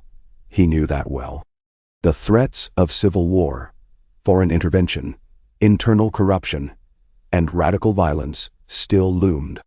But a foundation had been laid, hammered out in debates and sealed by a momentous vote. One crisp morning, as Varys strolled through the courtyard of the Red Keep, now repurposed for new administrative offices, he paused to observe a circle of peasants discussing local roads with a minor noble. All were delegates in some capacity, each brandishing a wooden plaque indicating their role. They argued passionately, but not once did the noble demand that they kneel. Not once did the peasants cower. The conversation was tense yet level, each side citing potential benefits or drawbacks. Nearby, a pair of watchers stood by to ensure no violence erupted, but they were largely unneeded. Varys' lips curved in a faint, bittersweet smile. This was precisely the vision he'd nurtured in secret for so many years. A realm where arguments were settled by reason or compromise, not by the edict of a single crown. Yes, it was messy. Yes, it might fail. But the monarchy, once seemingly eternal, was gone. In its place grew something fragile, radical, and remarkable. A measure of pride stirred in his chest. Continuing his walk, he came to a dusty storeroom where the shards of the Iron Throne were still kept, sealed in crates. One day, the new legislature might decide to melt them all down, or forge a memorial. For now, They remained a testament to how power could be broken and remade. He lingered a moment, remembering how he had first planted the seeds of revolution. He thought of Farnell, the knight whose death had been necessary to preserve the secret. He thought of the many small folk who had dared to hope. The path had been brutal, paved with lies and subterfuge. Yet it had led here, to a day when Westeros stood on the threshold of a new age. Varys reached out and traced a finger along one jagged fragment of black steel, recalling how it had once been part of the seat for kings and queens. A part of him felt sorrow for the bloodshed, the betrayals. Another part burned with resolve to see this newborn republic endure. The fragment felt cold under his touch, inert metal stripped of its symbolic tyranny. He set it back in the crate gently.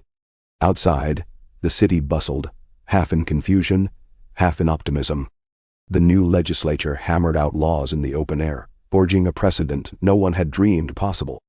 War still threatened from corners of the realm, but the center held. For now, because so many people wanted this experiment to succeed. Varys took a slow breath, releasing it in a cloud of white under the morning sun. Whatever came next, the Game of Thrones was over.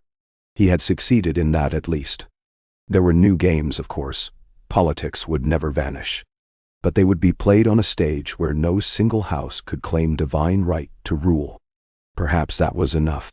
He turned away from the dusty storeroom, returning to the living heart of the city, to its committees, assemblies, voices raised in debate. The mother of all changes was upon them, and only time would tell how well they navigated its storms. But for today at least, there was hope that Westeros might learn to govern itself without forging another crown.